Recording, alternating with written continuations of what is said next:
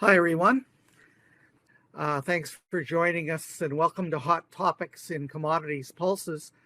My name's Alan Dawson. I'm with the Manitoba Cooperator, and we're doing this in partnership with Manitoba Pulse and soybean growers.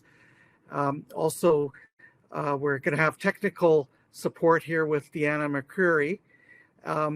We have a great lineup of speakers today. First, we'll start with a review of research into pea root rot with Dr. Syama Chatterton. Then we'll have a weather and market update from Mike Jubinville and Bruce Burnett at MarketsFarm. After that, we're going to hear from Kristen MacMillan for an agronomy update on dry beans in Manitoba. And following Kristen and Dr. Chatterton's presentations, we'll have a live Q&A. If you have any questions, please feel free to leave them in the chat box on the right side of your screen. You'll also see some special offers as well, so keep an eye out for that. You'll get an email tomorrow with a recording of this session if you'd like to refer back to something specific or had to hop off for a few minutes during the session. Our first speaker is Dr. Syama Chatterton. Dr. Chatterton joined Agriculture and Agri-Food Canada at Lethbridge as the pulse pathologist in 2011. She leads a number of research projects on root rots in pulse crops. She was the first to identify Aphanomyces root rot's presence in Alberta and demonstrated the disease was widespread and devastating on both pea and lentils across the prairies. She led research teams that described microbiome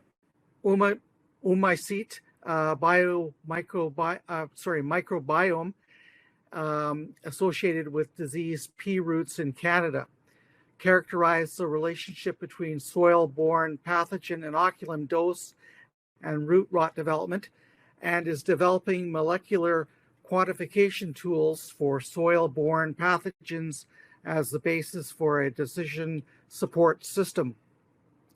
Dr. Chatterton has an update on her current research into pea root rot, focusing on the pathogens that cause pea root rot and why this makes managing the disease difficult. Good morning, everyone. I'm here this morning to talk to you about the complex tale behind root rot in peas. And the reason for this title is because I'm going to talk to you about the root rot pathogen complex, both the Aphanomyces euteiches and also the Fusarium species that are involved in this complex that makes management of root rot quite challenging.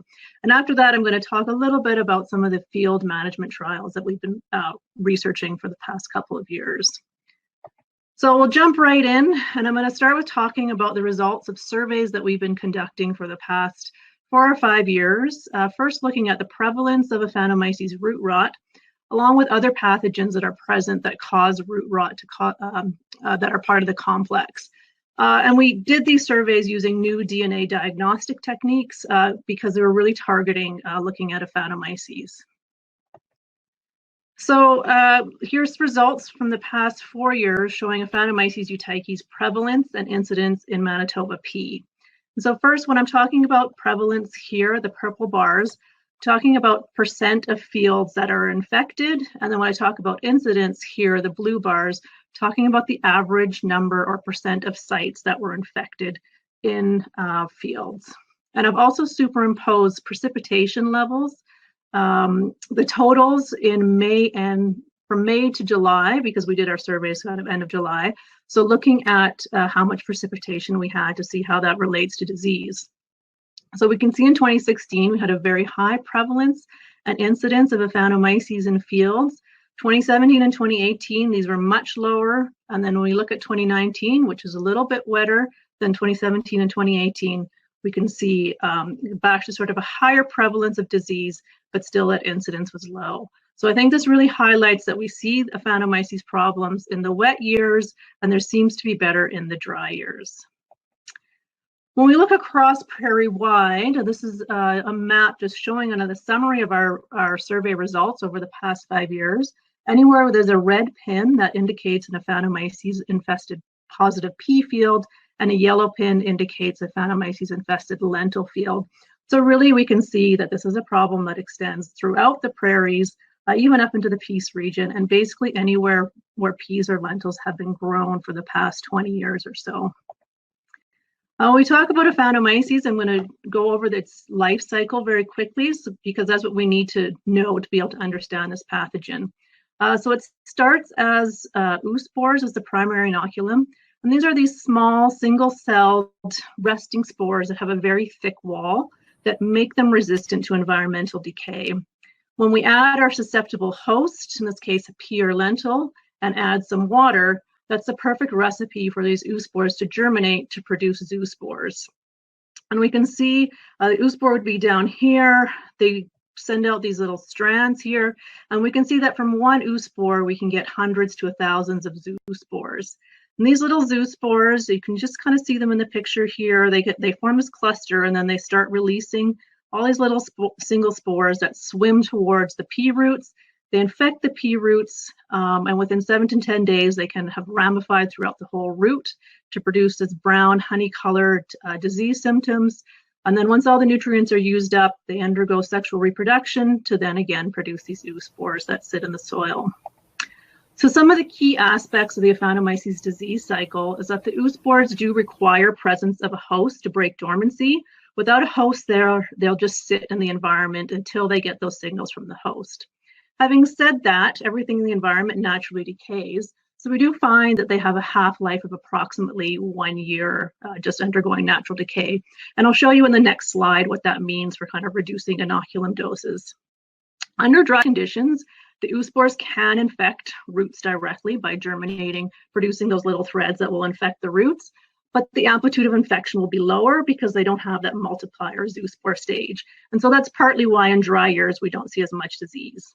And the threshold for disease to develop is around 100 oospores per gram of soil. And I'll show you some pictures of that 2 slides from now. So when we talk about oospore decay, what I did was kind of build these hypothetical oospore decay curves based on some older literature that indicated it takes about that you lose half of your oospores every year. The problem is we don't really know what that is in the prairies, and so hoping to do a little more research on that to see what the actual half-life of an oospore is. But if you started with a very high threshold dose of 10,000 oospores per gram of soil, and you're trying to get it to below that the oospore dose threshold dose of 100 oospores per gram of soil, you can see here that we don't go below that line until about 8, 9, 10 years is where you're looking at lowering that dose below 100. If you started at a more reasonable dose of 1,000 oospores per gram of soil, and that's often what we see in these soils, you can see that to get below that magic number of 100, it'll take you between 6 to 8 years. And so that's where that current recommendation of rotation away from peas or lentils comes from, the 6 to 8 years.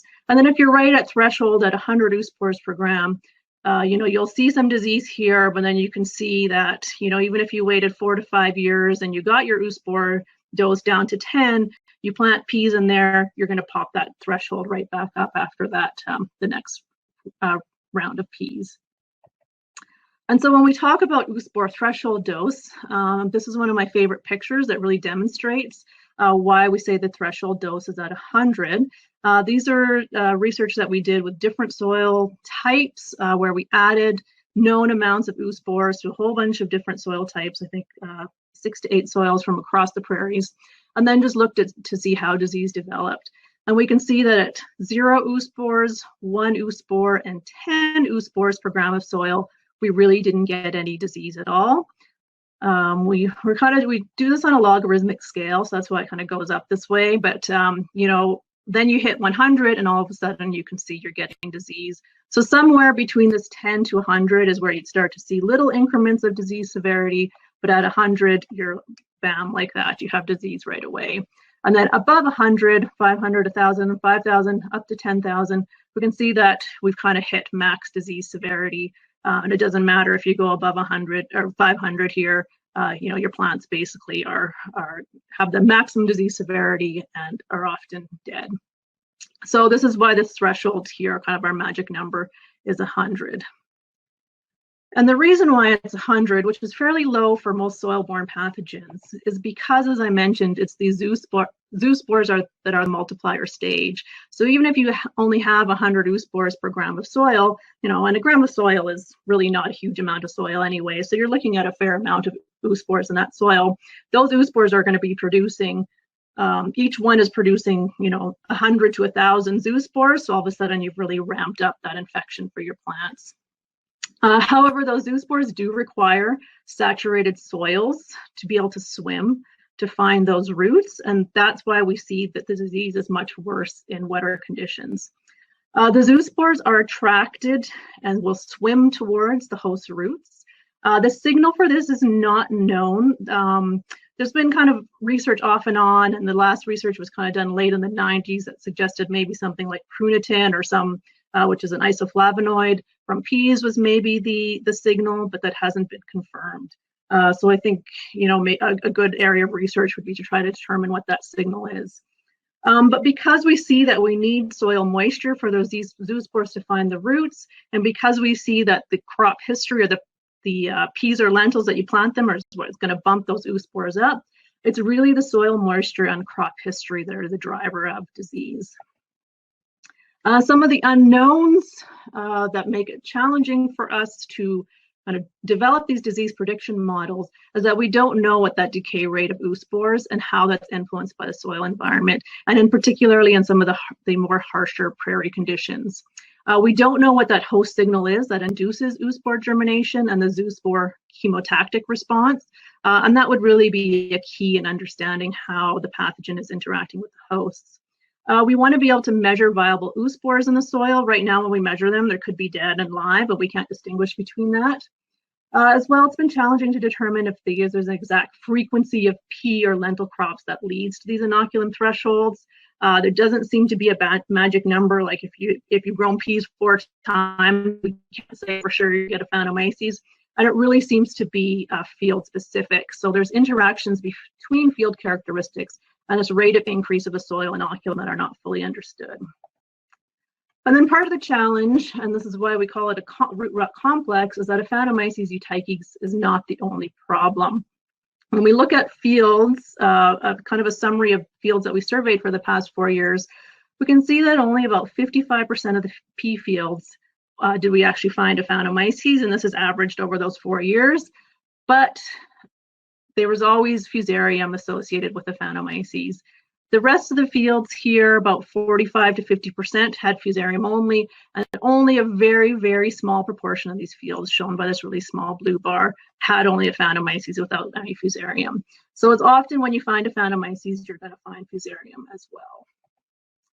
And there's a number of different fusarium species that are involved, which again makes this more complicated. Kind of our common ones here are these first 4, Avicennium solani, Redolens, Oxysporum, all very different species, just means they have different characteristics. And then these ones here, Graminearum and Calmorum, are usually more associated with wheat, but we do find them on pea pathogens, pea roots as well. And then when we look at the disease severity here, the black bars, and we can see quite a range of aggressiveness. Acuminatum, Calmorum, and Redolens don't cause that much disease, kind of low to moderate disease, whereas Avicennium solani and Oxysporum can actually cause a fair amount of disease on their own, just as single pathogens.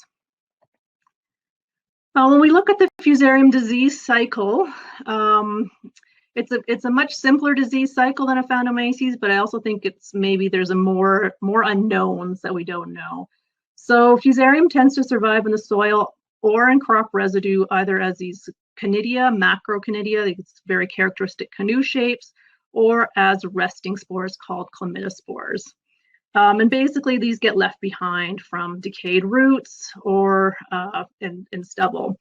And once you get a healthy plant, it's the same thing. It infects the plants, and then you get this root rot here.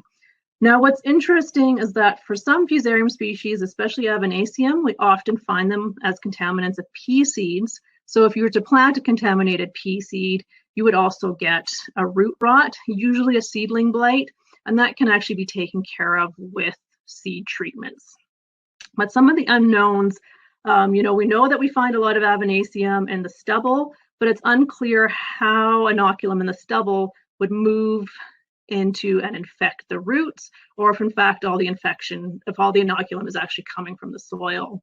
The other thing that's unknown is that if we're getting this disease in the roots from what's considered a soil-borne pathogen, how is it getting up into the shoot of the plants? And this is what would maybe contribute to having inoculum in the residue. So how is this kind of shoot infections? I shouldn't say infections because we never actually see disease in the shoots. You just can find colonization. So how is that kind of moving into the stubble? So this part of the pathway very clearly understood. I think the role that stubble and seed plays in the disease cycle is a little less known. So some of the key aspects of the fusarium disease cycles, there's many different species of fusarium, but they all have very similar disease cycles. Most, but not all, produce resting spores, and really it's Fusarium avinaceum, which is our most common fusarium, does not produce resting spores. So it's sort of this question of, well, how does it survive? And it's likely that it's surviving on crop residue. Fusarium avinaceum is also fairly common on seeds, but its infection pathway is unclear. But seed contamination can be managed with a fusarium targeted seed treatment. And really what our issues are the later infections that come in on the roots. As the roots move through the soil, they will encounter these inoculum propagules, they get infected, and that contributes to root rot. So there is differences in susceptibility of different cultivars to seed versus root infections. And this has implications for breeding because we have to make sure that we're screening these lines and these cultivars in the correct way so that we're targeting root infection and not seed infection. And then I know when we talk fusarium species, the thing that pops into everyone's mind right away is fusarium head blight complex. So are these fusarium species on other crops? And like all questions that you would put forward to a pathologist, the answer is always it's complicated. So because we're dealing with a lot of different species, each species kind of has a different host range. So when we talk about Fusarium solani, this one is very specific to peas. Fusarium solani has a whole bunch of different strains or groupings, and each of them have a very specific host. So in this case, the good news is that Fusarium solani is specific to peas. When we look at something like Fusarium avinaceum, then we do find it on a lot of other crops, and this is partly how it's probably surviving without producing that resting structure. So it is we do find it on cereal grains as part of the FHB complex, and this has been reported in Canada, France, Finland, lots of different places. The exact role that it plays in FHB is unclear because Graminearum is kind of the primary driver of Fusarium head blight. It has been associated with canola root rot in the prairies, but it isn't a huge deal. We find it on potato tubers, and actually it just randomly just found that it can even infect fish. So I don't know how that's happening, or sorry, not fish, crayfish. And like, how is Fusarium avinaceum infecting crayfish? Anyway, it's a very ubiquitous pathogen with a very wide, broad spectrum.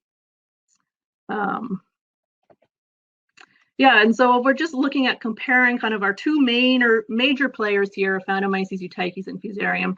They have very, very opposite kind of lifestyles that kind of come together and create the perfect storm. So Aphanomyces is a very highly specialized pathogen of legumes, and even within the legume family, it has very specific hosts like pea and lentil, whereas Fusarium avinaceum is a generalist pathogen with a very broad host range, and that's how we maybe see it survive. So Aphanomyces eutyches survives by producing these long-lived resting spores, or the oospores, that are resistant in the environment for a long time, whereas Fusarium avinaceum doesn't produce resting spores, probably is surviving on stubble and bridging from crop to crop because it has that broad host range. And then Aphanomyces eutyches is favored by warm soil temperatures and excessive soil moisture, so that's why we'll often see it pop up kind of mid-June, early to mid-June, when temperatures have warmed, and it's when usually it's our wettest period.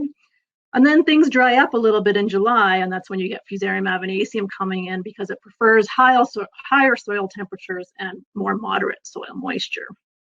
So the two of them together with their opposite characteristics really fit together quite nicely. And so when we look at these interactions between Fusarium and Aphanomyces, I think this is, again, a nice picture that shows us what we're really dealing with. Here's plants infected with Aphanomyces alone, and here's plants with Fusarium redolens, and we can really see that we don't get a lot of disease from Fusarium redolens. It's a fairly weak pathogen. When you add Aphanomyces and Fusarium together, we often see that disease severity is a little bit higher, and you can start to see some of the classical Fusarium symptoms coming in here with this sort of blackening of the taproot. Fusarium solani on its own, again, produces very distinct symptoms to Fusarium, where you get this blackening of the taproot. Often you'll see it right at soil line, and that's probably a little bit of infection coming in from the crop residue. But we don't see a lot of damage to the lateral roots. They generally look really healthy. And then you put the two of them together, Aphanomyces and Fusarium solani, and then we can see, really a nice blend of both the symptoms. You're getting the blackening of the taproots here from Fusarium, and you're getting kind of this browning and loss of lateral roots from Aphanomyces. And I didn't have a picture up here of Fusarium avinaceum, but it essentially looks exactly the same as solani and this interaction here. So what's happening is that this pathogen complex is really kind of bringing the disease to the next level because we're seeing more severity and damage result from multiple pathogens. And then what's interesting, if we look at pathogen composition changes over time, when we go in and sample these roots in June, usually about 6 weeks after planting, if we kind of planted early May, we'll see really high levels of Aphanomyces on the roots. And if you look at the symptomology here, it's very clear that it's Aphanomyces. You get those very classical symptoms of the lateral root browning. The epicaudal becomes brown and shrunk. And then if you go back and check these roots about 3 weeks later, early July, just at the start of flowering, we can see those Aphanomyces levels have really decreased, and we're starting to see that the Fusarium levels are much higher than they were in June. And then you look at the roots here, and you just kind of see this whole mess of symptoms where you see the blackening of the taproot, the loss of the lateral roots, kind of the sloughing off of the outer root cortex. And then at this point, it becomes really challenging to know what caused your disease. And so generally in the field, when I talk Aphanomyces, I talk Fusarium, generally in the field, you're seeing both, and symptom expression is really not clear cut, especially at the times when we're usually going out to look at these roots. And most often the roots are infected with a pathogen complex that does make diagnosis quite challenging. And I think partly why Aphanomyces was ignored or missed for a few years until we started looking at it with DNA and PCR technology. So now I'm going to switch over and talk about field trials. A couple of field trials that we've been working on as part of the Pulse cluster for the past couple of years. This in no way encompasses all the different field trials that have been ongoing for the past 4 or 5 years, but I just wanted to really target two, I think, key trials that we're looking at right now. And the first thing to note is that inoculated field trials do not work. So what we have to do is go out and do perform these field trials in producers' fields that have been identified from surveys. And this just means that we can't have a non-inoculated healthy check. So we're always just comparing everything to our diseased check. But it does provide an opportunity to track changes in disease severity and yield responses over time as we go longer and longer out of peas. And just basically we just take a footprint and move it around a highly infested field. And so the first one I'm going to talk about is this ongoing rotation study that's part of the Pulse cluster. And what we're looking at here is the frequency of pea with or without an alternate pulse crop.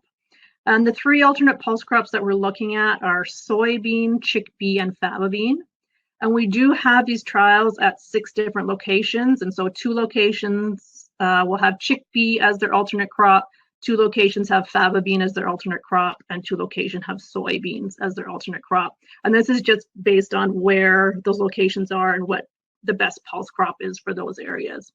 And we are in year 3 of 5 of the study, and I'm hoping that at the 5th year that we can continue it, because we're really trying to look at, is that 6 to 8 year rotation recommendation, is that correct? And so we need to be able to run a 6 to 8 year rotation trial. And so right now we're only in year 3. But what we can see here, and I just didn't want to highlight all 6 sites because it's complicated, but I'm just going to highlight our site in Redvers, which is in southeast Saskatchewan, fairly close to the Manitoba border. And then another site down in southern Alberta, Tabor, that's really close to the Lethbridge Research Centre. And at our Redvers site, what we've had, the last time we had peas was 2016, and then we planted peas again in 2018, and then we planted peas again in 2020. And when we look at this site, we can see the disease severity is quite high. We're just about at a 6, and our max is 7. Interestingly, at the Redver site, so the last time in this treatment, the last time there was peas was in 2016, and then we had peas in 2020, and we saw quite a remarkable drop in that disease severity. And frankly, this was quite unexpected, but the last 3 years in Redvers have been quite dry. So this just goes to show how important that soil moisture is in determining the disease. And then at our Redver site, we have soybean as our alternate pulse crop. So we had peas in 2016, soybean in 2018, and then pea in 2020. And we can see that the disease severity is also quite low, the same as this treatment here. So that's meaning that soybean is not contributing to the disease. And then here we actually look at that again to prove that. And here we had pea in 2016, soybean in 2018, and then soybean in 2020. And we can see that there's really no disease on soybean.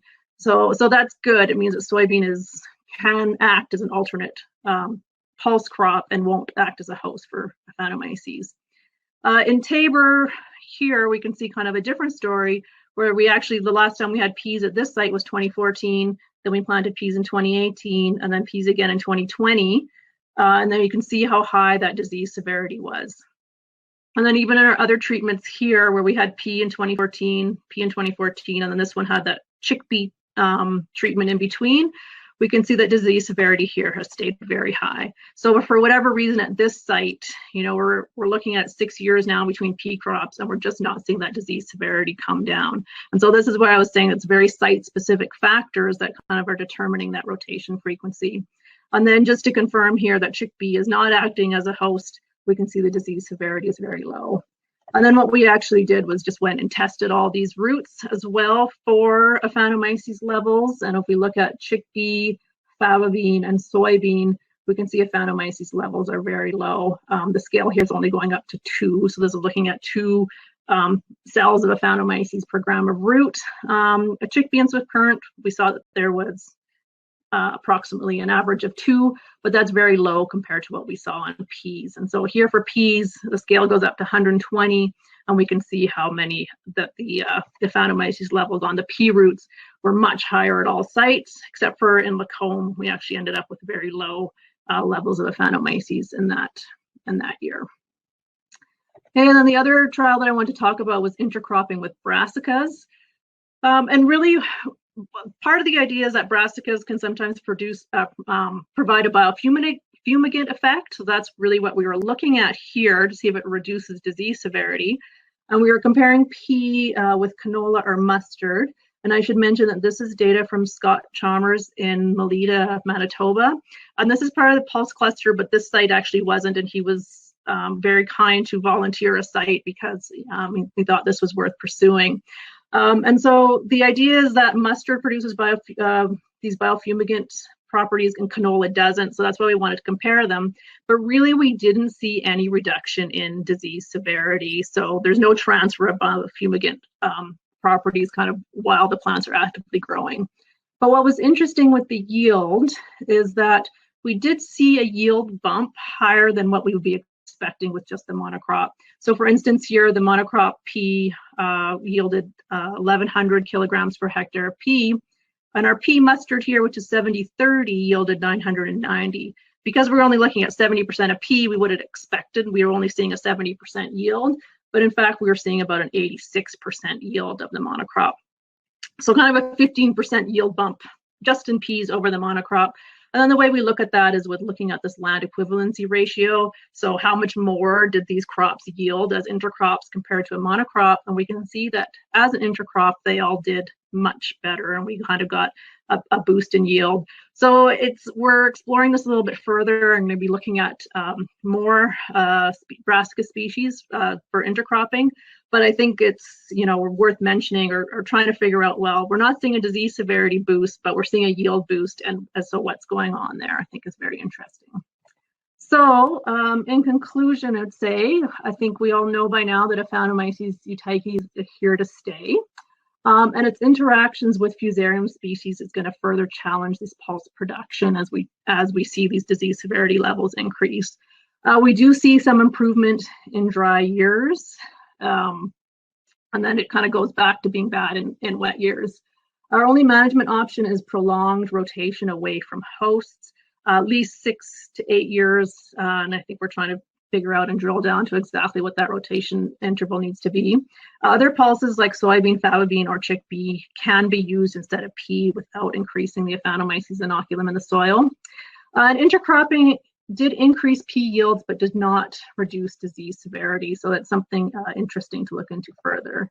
And then just in terms of fusarium, we do see that many different species of fusarium contribute to the root rot problem. Avanacea and Solani were the most common and aggressive to pea, and really their role is increasing the severity of these root rots. There's many unknowns with fusarium species. I think they don't get studied as much in the context of peas and their role in root rot, because Aphanomyces kind of gets all the attention. And then something that I didn't have time to kind of touch onto too much, but just want to kind of leave with these reminders for 2021, based a little bit on what I said, is that choose your fields for peas very carefully. So review the frequency. How many times have you had peas in that field in the past 20 years or so? How did your peas do the last time you had peas in that field? Was it a really wet year the last time you had peas in that field? Because those are all kind of our serious risk factors that would indicate that you may have an Aphanomyces problem in 2021. And then also review those field conditions. So is it a really wet field where water tends to accumulate? Do you have kind of these low-lying water tracts and water seepage areas? Because that's where you'll tend to see it. Soil test your fields while you're making those planting decisions. But I put a little question mark there because this might be some homework that you have to do, because I'm not entirely sure where you can get your soils tested in Manitoba. I know a little more for Alberta and Saskatchewan, what companies offer that. Consider seed treatments, especially for low risk or patchy fields. And particularly if you do a seed test and find that it had high levels of Fusarium avanaceum, put your seed treatment on there, because you don't want to kind of start out with fusarium on your plants already, because that just kind of sets them up for failure early on. And then in 2021, check and test your roots, and do this earlier than maybe you're used to. Check them kind of mid to late June, because that's often when you see Aphanomyces symptoms.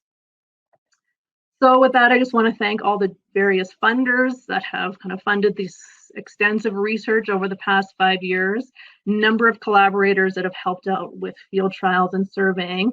And all of those collaborators have their own technical assistants. And just in terms of my own, I just want to thank my technical staff, who are really the ones that get out there and do all the research.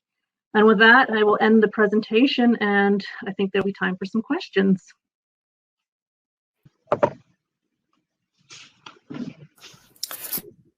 Hi there, we're back. Thanks for that presentation, Dr. Chatterton.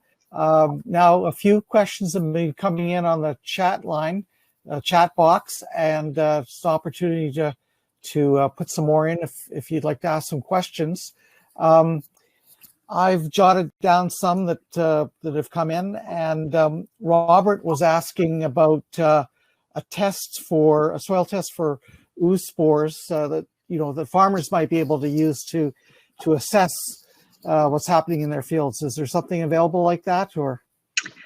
Yeah, that's a really good question. And there are a number of seed testing labs that do also offer a soil test for Aphanomyces. I think I said right at the end of the presentation, I wasn't completely clear what's available in Manitoba, but I do know that BioVision Seed Labs, I think now it's SGS. I know that they offer an Aphanomyces test, and I think they have a presence in Manitoba. 2020 Seed Labs, they're in Alberta, they offer a test. Quantum Genetics offers a test as well. The one issue I would say is that the quantification ability is still a bit challenging. What happens is that we can get pretty good quantification above threshold levels, so kind of above those 100 ooze spore per gram of soil, but it becomes a little more challenging below that level. So it is something that my lab group is actively working on, along with some other collaborators at Ag Canada, because we do want to increase the sensitivity and the accuracy of these soil ooze spore tests, because I think it's going to be one of the most important kind of tools for making planting decisions when you have Aphanomyces issues. Another question came from Jason, who was wondering about edible beans being dry edible beans being an alternate host. Is that an issue? That's a really good question. I hate that sometimes as a plant pathologist, I can never provide a simple answer. So dry beans are a host of Aphanomyces eutyches. And looking back a little bit in the Canadian Plant Disease Survey, which holds records of associations between pathogens and hosts, there is a record of Aphanomyces being present on dry bean in Manitoba, but it seems to be fairly uncommon. And Aphanomyces has races that we don't usually talk about because it's not important for pea, but it does appear that an Aphanomyces eutyches isolate from pea cannot infect bean and vice versa. So that's why it's a little bit complicated. But because there is because dry bean is known to be a host, maybe a different race, I would still be a little bit cautious about trying to include dry bean in a rotation with pea, just because you could potentially be increasing those levels. And that's also why we didn't include it in any of our trials that we're doing, just because we know that it's a host. And so we were looking more at these kind of non-host resistant pulse crops. So I hope that kind of answered the questions. Like, yes, but there's a couple other factors there. We've got quite a few questions here. So Jason, if you want to get clarification or add something to it, send us a message again. Jill is wondering about if there's any one seed treatment that might be have a better impact, a better effect. Yeah, I can't comment specifically on different products, but generally, if you're looking at any seed treatments that have a target against Fusarium, Pythium, Rhizoctonia, I would recommend to include those on pea, just because we are trying to reduce the effect of that complex. And I didn't even talk about Pythium and Rhizoctonia today because it's more complicated, but we often do find those on peas as well. And then in terms of Aphanomyces, there is one product that is registered for suppression of Aphanomyces. And really that acts as an early season suppression, and we don't often see it carry forward later into the growing season when we see Aphanomyces pop up. So I hope that answers the question somewhat. We had a comment from Jade related to the question around labs, and she says that I think BioVisions, I believe there are 7 labs that do the test, including BioVisions, she says. Lionel says the University of Saskatchewan College of Ag and Bioresources, I assume, is looking at biological solutions or trials. Is that the case? Or? Yes.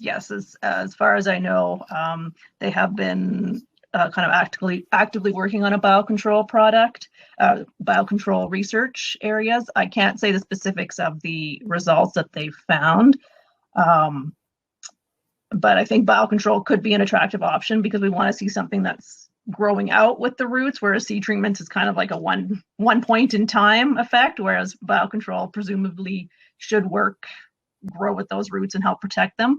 But it's just finding an agent that will do that, and that will also do well in our kind of cold prairie soils. When we're planting into those cold soils, sometimes those biocontrol agents aren't active. Well, David's asking about will organic intercrop of pea mustard have an advantage over glyphosate treated fields? Oh, that's a really good question that I'm not sure that I can answer. Yeah, without getting into a lot of these questions of how glyphosate maybe impacts microbial organisms. So I don't think I have enough knowledge to comment on that, except for that we are seeing a nice boost of that yield with the mustard intercrop, but how that might play in with herbicides, I don't know the answer to that one. Right. Sorry. Yeah. Jade also asks about alfalfa. Is alfalfa concern in the crop rotation. Yes. Yeah. So alfalfa is a host. Having said that, we went looking for Aphanomyces on alfalfa, and we were trying to target alfalfa fields that maybe had been in rotation with pea, but we could find very little alfalfa fields that had kind of a history of pea production. So we went looking for it in alfalfa, and we didn't really find it. But alfalfa can be a host, and I know there's it seems to be a problem more in Ontario, Aphanomyces on alfalfa. So yeah, I would caution against including alfalfa in any crop rotation with peas. And the same goes for some of the other forage legumes, like vetches are actually an extremely susceptible host. Some of the clover species can be a host, but some are resistant. So you have to kind of look at which clover species you're putting in. But yeah, these forage legumes are definitely a host. Cam asks, do you think that peas grown 8 years would not have a reputation for drowning out in Manitoba? Sorry, my dog. No worries. Yeah, no, it's okay. Yeah, so I'm not fully sure I understand the question. Is it more if you can only grow peas every 8 years that will kind of impact the ability, or is it more having to do with drowning out in terms of wet conditions? Well, I'm not quite sure either. I'm just wondering, I guess sometimes people assume when they see dead peas that they drowned out. Maybe, right. I don't know if that's what he's alluding to there or not. Oh, okay. So I guess I'm wondering, it's around, he's talking about 8 years. So would 8 years be long enough perhaps to reduce the impact of having, And that's a really good question. Okay, I think I understand. Partly because Manitoba is very wet, and we see that the conditions are worse when it's wet. Whether 8 years would be a long enough rotation if there's really wet years in between, I think it's a very good question, and definitely something that we are trying to figure out. These rotation trials that we've been doing have been interesting because there's actually been a lot of dry years. So we're kind of seeing what the impact is of dry years in rotation, but we need some wet years to also see what that impact is of wet years. So I don't know if we want a wet year, because then we'll have really bad Aphanomyces, but it's also would be good for the research. Mm-hmm.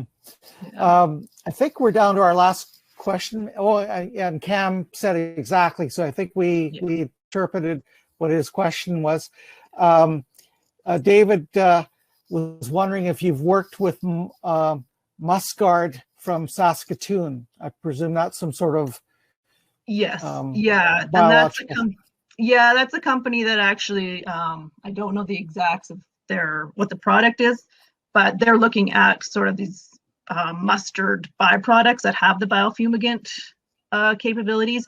And yes, the plan is to start some field trials with them in 2021, presuming that we're allowed to go ahead with field trials under COVID-19 restrictions. But right now it's looking pretty positive that we'll be able to do these field trials. And so, we'll be looking at that product. Well, it looks like that's maybe all the questions we have in the queue. Any kind of parting observation or thought you might have to sum up on this topic? I think, Aphanomyces is challenging. All the root rot complex, the fact that it's a root rot complex is challenging. I hear producers' frustrations that it seems like nothing is happening with this disease, but I just like to reassure everyone that we are studying it. There's a lot of research funding going into studying it. It's just a very challenging disease to work with, but hopefully we will be, as research ramps up and we're starting to build these larger networks of research, that hopefully we will be coming up with some good management solutions. We will never have it under control. It'll always be something that needs to be managed, but hopefully we're moving forward with some good possibilities. Well, that's great. And certainly the case, it seems like so many things that are facing farmers right now, it's a management issue. Fusarium, especially in Alberta, you're learning how to manage it. It's something that farmers here in Manitoba have been dealing with for quite some time. And I guess likewise in Manitoba, more and more farmers here are going to have to learn how to manage things like club root that, been bigger issues up until now in Alberta. So yeah, thanks again. Yes, thank you. Now I'm going to move on, and we're going to have a market and a weather update from the experts at MarketsFarm. Bruce and Mike won't be live for questions, but they'd love to hear from our viewers today. So check out the offer tab on the right side of your screen for details on how to reach Bruce and Mike and get a MarketsFarm free trial. First off, we're going to hear from Bruce Burnett, Director of Market Farms and weather information for Market Farms with a weather outlook. Hi, I'm Bruce Burnett, Director of Weather and Markets for Weather Farm. And here's a presentation on the pulse weather outlook for 2021. So when we're looking at the pulse outlook, of course, Canada being one of the most significant producers of pulses, certainly we need to look at what the weather is like in Western Canada here. So let's go back to last growing season, and we'll see the area circled there shows some very wet conditions, essentially from Red Deer north into the Edmonton area, and even north of there, and then across into parts of northeastern Saskatchewan. So that was the area of the prairies that had the most precipitation last year. Obviously, it wasn't all good news because it caused a lot of problems with establishing the crops up in those areas, and we did lose some area to wetness in that region. I don't suspect that that's going to be an issue this year, but again, certainly it's something we need to keep an eye out on. The good news in that is that they are starting off in those regions with good subsoil moisture conditions. If you look in the traditional southern pulse growing areas, certainly in south central and southeastern Saskatchewan, it was exactly the opposite scenario last year. Those areas very, very dry through most of the growing season. It did impact yields and production, but it also will impact the stored soil moisture. So we're going to be starting off this year with some pretty low subsoil moisture levels east of Saskatoon, let's say. If you take a look at the soil moisture levels from Les Henry's soil moisture map taken in November of last year, see that red area, that's the area of very dry soils. That region, we really need to see normal precipitation come on a very timely basis this growing season. So that does put a significant amount of the pulse area at risk this year. So, one of the concerns is going to be as we move through the production year here is, are we getting those rains and has it impacted crop yields, whatever the weather conditions have been? The rest of the prairie is actually still quite dry as well. The only areas that are moist are, again, up in that Edmonton area, the region that received those above normal precipitation throughout last growing season. So when we look at the weather and the weather forecast as we go through this spring and summer season, what are going to be the driving factors? And La Nina has been the big driving factor so far this year.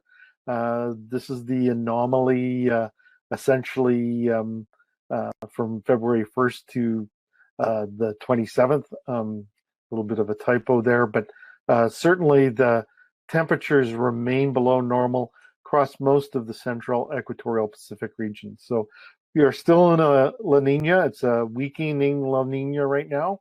And if we want to take a look at what it is going to transition to, I think you should look on the eastern side of those circles, the area just off the coast of Ecuador.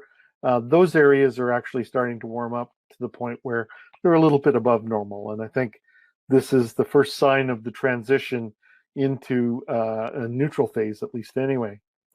Now, this is a very complicated graph of the probabilities for La Nina or El Nino. or neutral. The bars to pay attention to are the gray bars. Essentially, April, May, June, that AMJ month, you will see we will have during that period we'll have actually have a 60% chance of moving into a neutral phase in that central equatorial Pacific region. What that does mean is that there is going to be no forcing functions to our climate from that pool of cool or warm water off the coasts of South America, stretching all the way across the Pacific. So this is going to essentially mean that there isn't going to be a primary forcing function in the upcoming months here. It improves your chances of having sort of a normal-ish growing season in terms of temperatures and precipitation. If we want to take a look at what the winter's been like, December and January were very, very warm. This is the January map. You can see a big portion of the prairies was above normal pretty well at all locations. And certainly the warmest areas were off in the eastern parts of the prairies, where the deviation from normal was the highest. So that's no surprise. If we take a look at the February numbers, though, you can see it was quite cold. Again, almost as cold as it was warm in January. We certainly all felt it, but again, it did let up, and now we're into probably a little bit of a warm phase here. We're going to see some warmer temperatures in through about the middle of March as a different weather pattern starts to predominate across the prairies. The one negative about those cold temperatures throughout February was the fact that there's very little precipitation that we could push into Western Canada because of that cold air mass. So the only area of the prairies that actually received close to normal precipitation was up in the Peace River region. And the remainder of the prairies was extremely dry. Maybe not quite as dry in Alberta as in the rest of the prairies, but certainly in Manitoba and Saskatchewan, very, very much a below normal precipitation month here. And this is causing, again, concerns in those areas, especially in the eastern prairies here. If you take a look at the winter precipitation, this is, again, classified in terms of the driest or the wettest on records.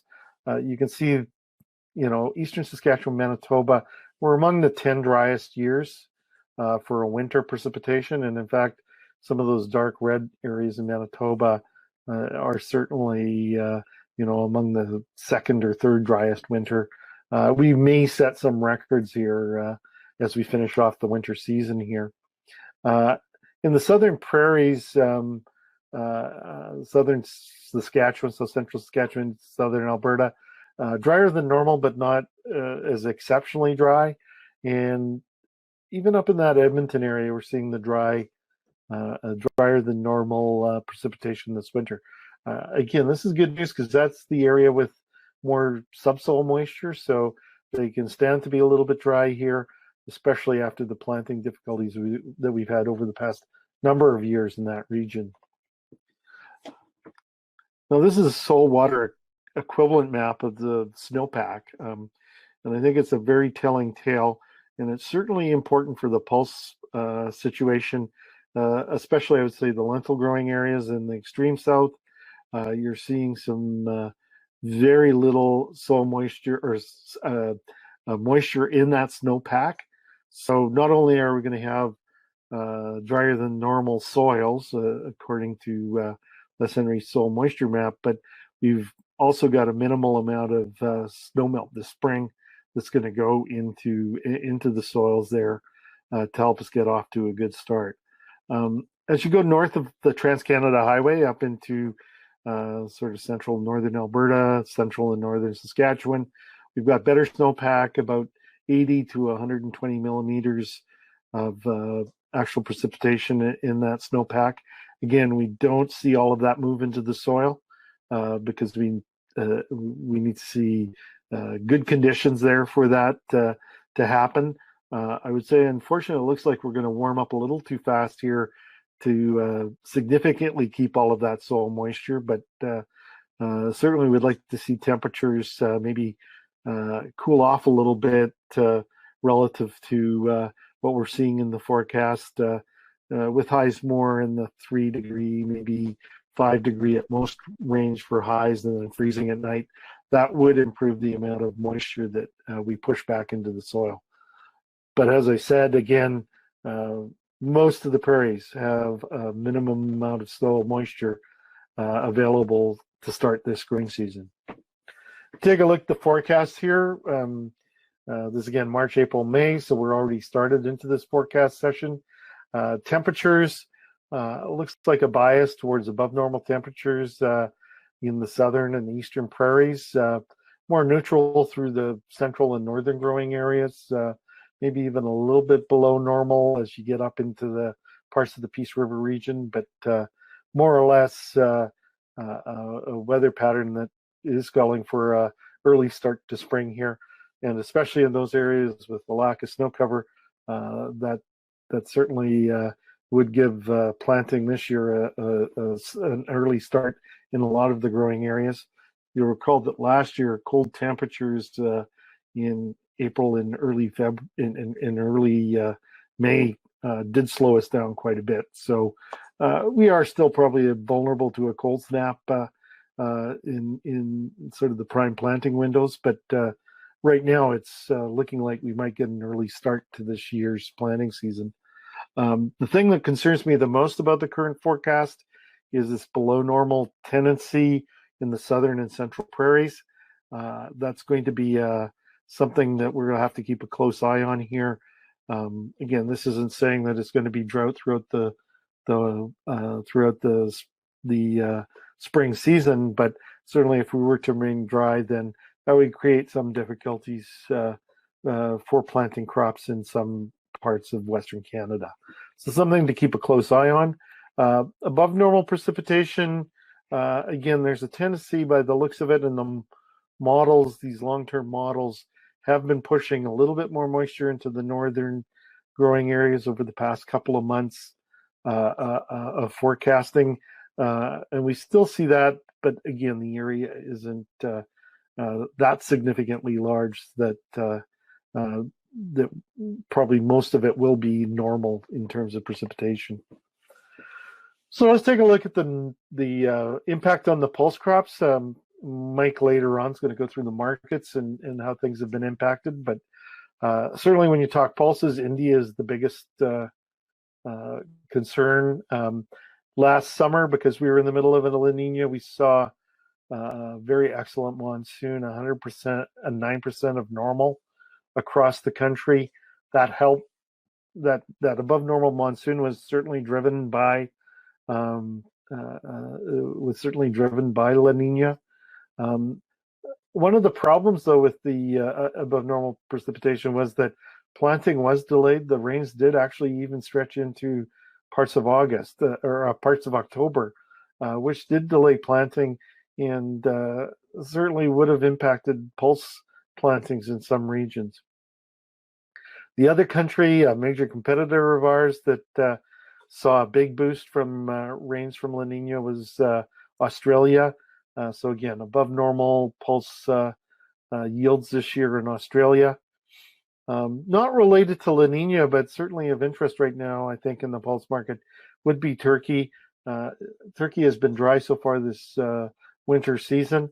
There's still some time for them to pick up some moisture here, but again, as time goes on in the spring period, we shorten that window when they can receive good rains before that hot weather comes in a couple of months from now.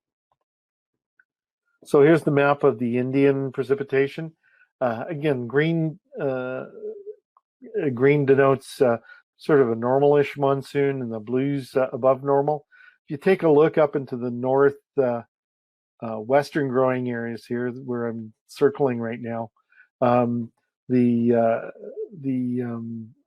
are the primary pulse growing areas, and precipitation was essentially normal to above normal. So Rajasthan, Madhya Pradesh, Uttar Pradesh, all those chief growing areas of pulses certainly did see a good moisture for planting the pulse crops this year and good moisture through the growing season.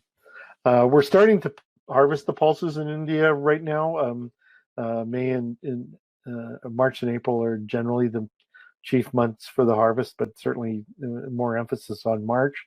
So we'll have to see how progress goes. If you take a look at the precipitation during February, below normal through most of the country, the chief pulse growing areas. I don't think this is a big concern. This is not a high moisture time of year, but they certainly didn't get a lot of late season precipitation to help the crop out. Let's just put it at that. I think the area impacts from the late planting last fall probably a little bit more significant than this dry off in February. And we'll turn lastly to the production areas in Turkey. I've circled two areas, the northern circles, the central Anatolian Plateau, and it's sort of the breadbasket of Turkey. But I also circled some of the southern growing areas. Those southern growing areas in some of the river valleys in those regions do produce a lot of pulses. So it is an area to keep on target with. Up in the central Anatolian Plateau, you see the precipitation was mostly less than 50% of normal. Some of the eastern areas were up to maybe 80% of normal, but still a very dry circumstance throughout this winter, throughout February. The southern areas have been very, very dry, only 25% of normal precipitation through February here. They definitely need to see some rains here in March as we start to see temperatures warm up in Turkey here in those southern areas that are significant pulse producers. So I hope you enjoyed the pulse outlook, weather outlook, and look forward to talking to you guys later. Thanks.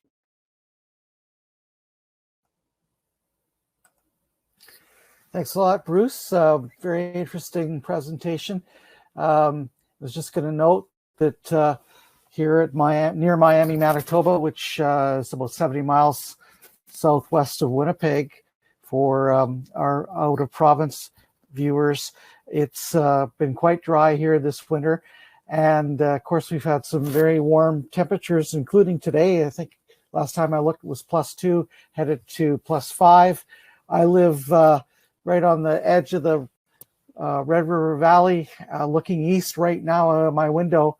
There is no snow, virtually no snow, maybe a little bit along the edge of the bush, but from Miami east to, I was down to Altona the other day, nothing in the fields. The fields are bare.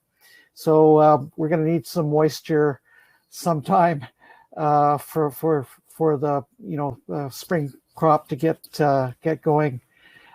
So now we're going to hear from Mike Jubinville. He's a senior analyst with MarketsFarm, and he's going to provide a pulse market outlook. Hello, everyone, and thanks for joining us today for a look at developments in the pulse markets. Time is limited, so we have ourselves focusing on peas and lentils today. Now, coming into 2021, positive sentiment across the overall crop sector generally, and pulses are certainly caught up in that. And I know we're all kind of wrestling with pandemic issues, but the outlook for the pulse sector still has reason for continued optimism, in my opinion. So let's get started. Here we are looking at Canadian pea production. In terms of acreage relative to 2020 to 2019, kind of similar. We're in that 4.2, 4.3 million acres relative to 2019, what we saw last year. But we did have higher yield potential in 2020, so it did produce a crop of about 4.6 million tons. Now, part of that growth was in the green lentil sector.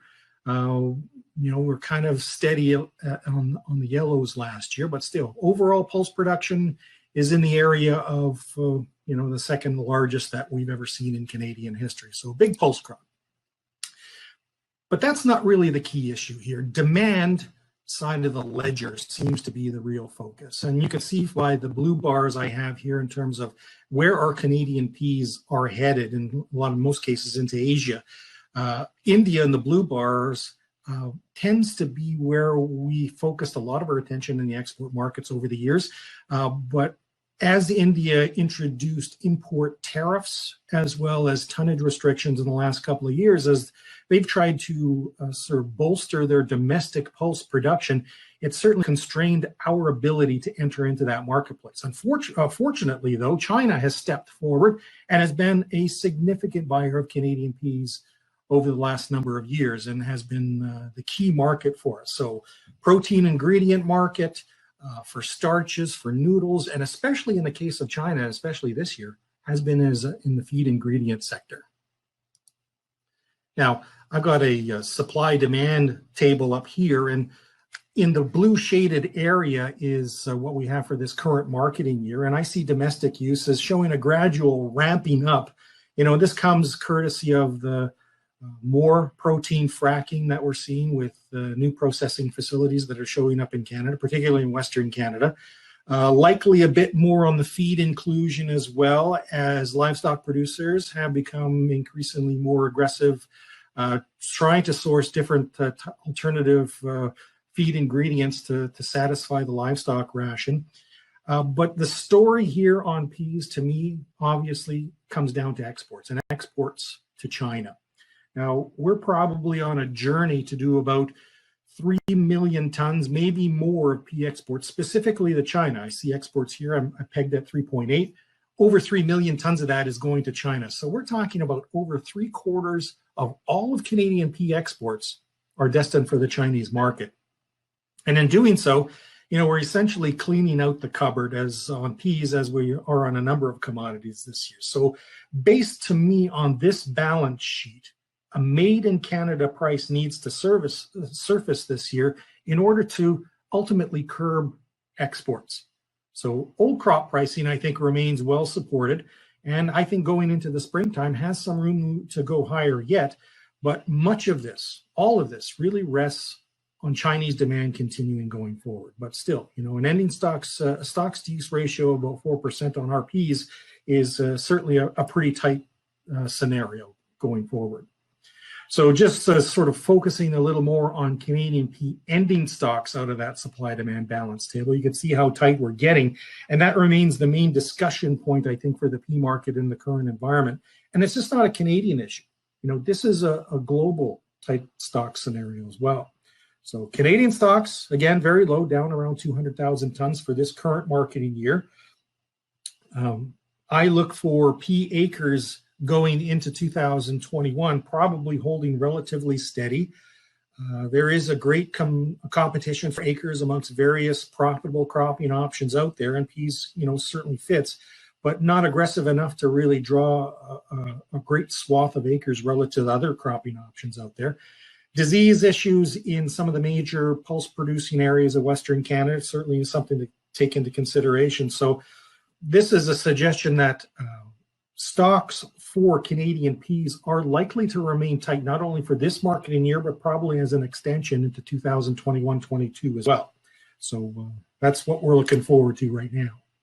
Now, let's take a look at some of the issues here related to China. And you can see this is their overall hog production over the years. The largest producer of pork in the world by far is China. And around 2018 or so, we've seen a rapid drop-off associated with African swine fever, which decimated Chinese hog production. It coincided at a time where the Trump administration started the U.S.-China trade war. China was aggressively trying not to use American products of any kind, including grains and oilseeds, into China as the trade war tore on. But you saw a rapid appreciation here because China, pork is the most popular meat in China. So there was a rapid acceleration of pork production or hog production in China coming after that. And, the media reports that suggest today they're about 90% to recovery to where they were a number of years ago in terms of overall hog production. There's a lot of debate on that, and there's stories in the media now too that African swine fever, new variants are appearing in China, and that's affecting hog production as well. But this increase in hog production, and it was a shift away from the more mom and pop operations with a couple of sows and such in the local pen, feeding food scraps or whatever else in the feed ration. This resurgence of hog production in China has become more of what we recognize here in North America in terms of large-scale industrial commercial hog production. And in doing so, has shifted away in terms of what the feed ration is in China, more to what we would recognize here in commercial production here in Western Canada. So modern feed rations incorporating cereal grains as well as oilseed meals and such for the protein content, and peas has fit quite significantly in that.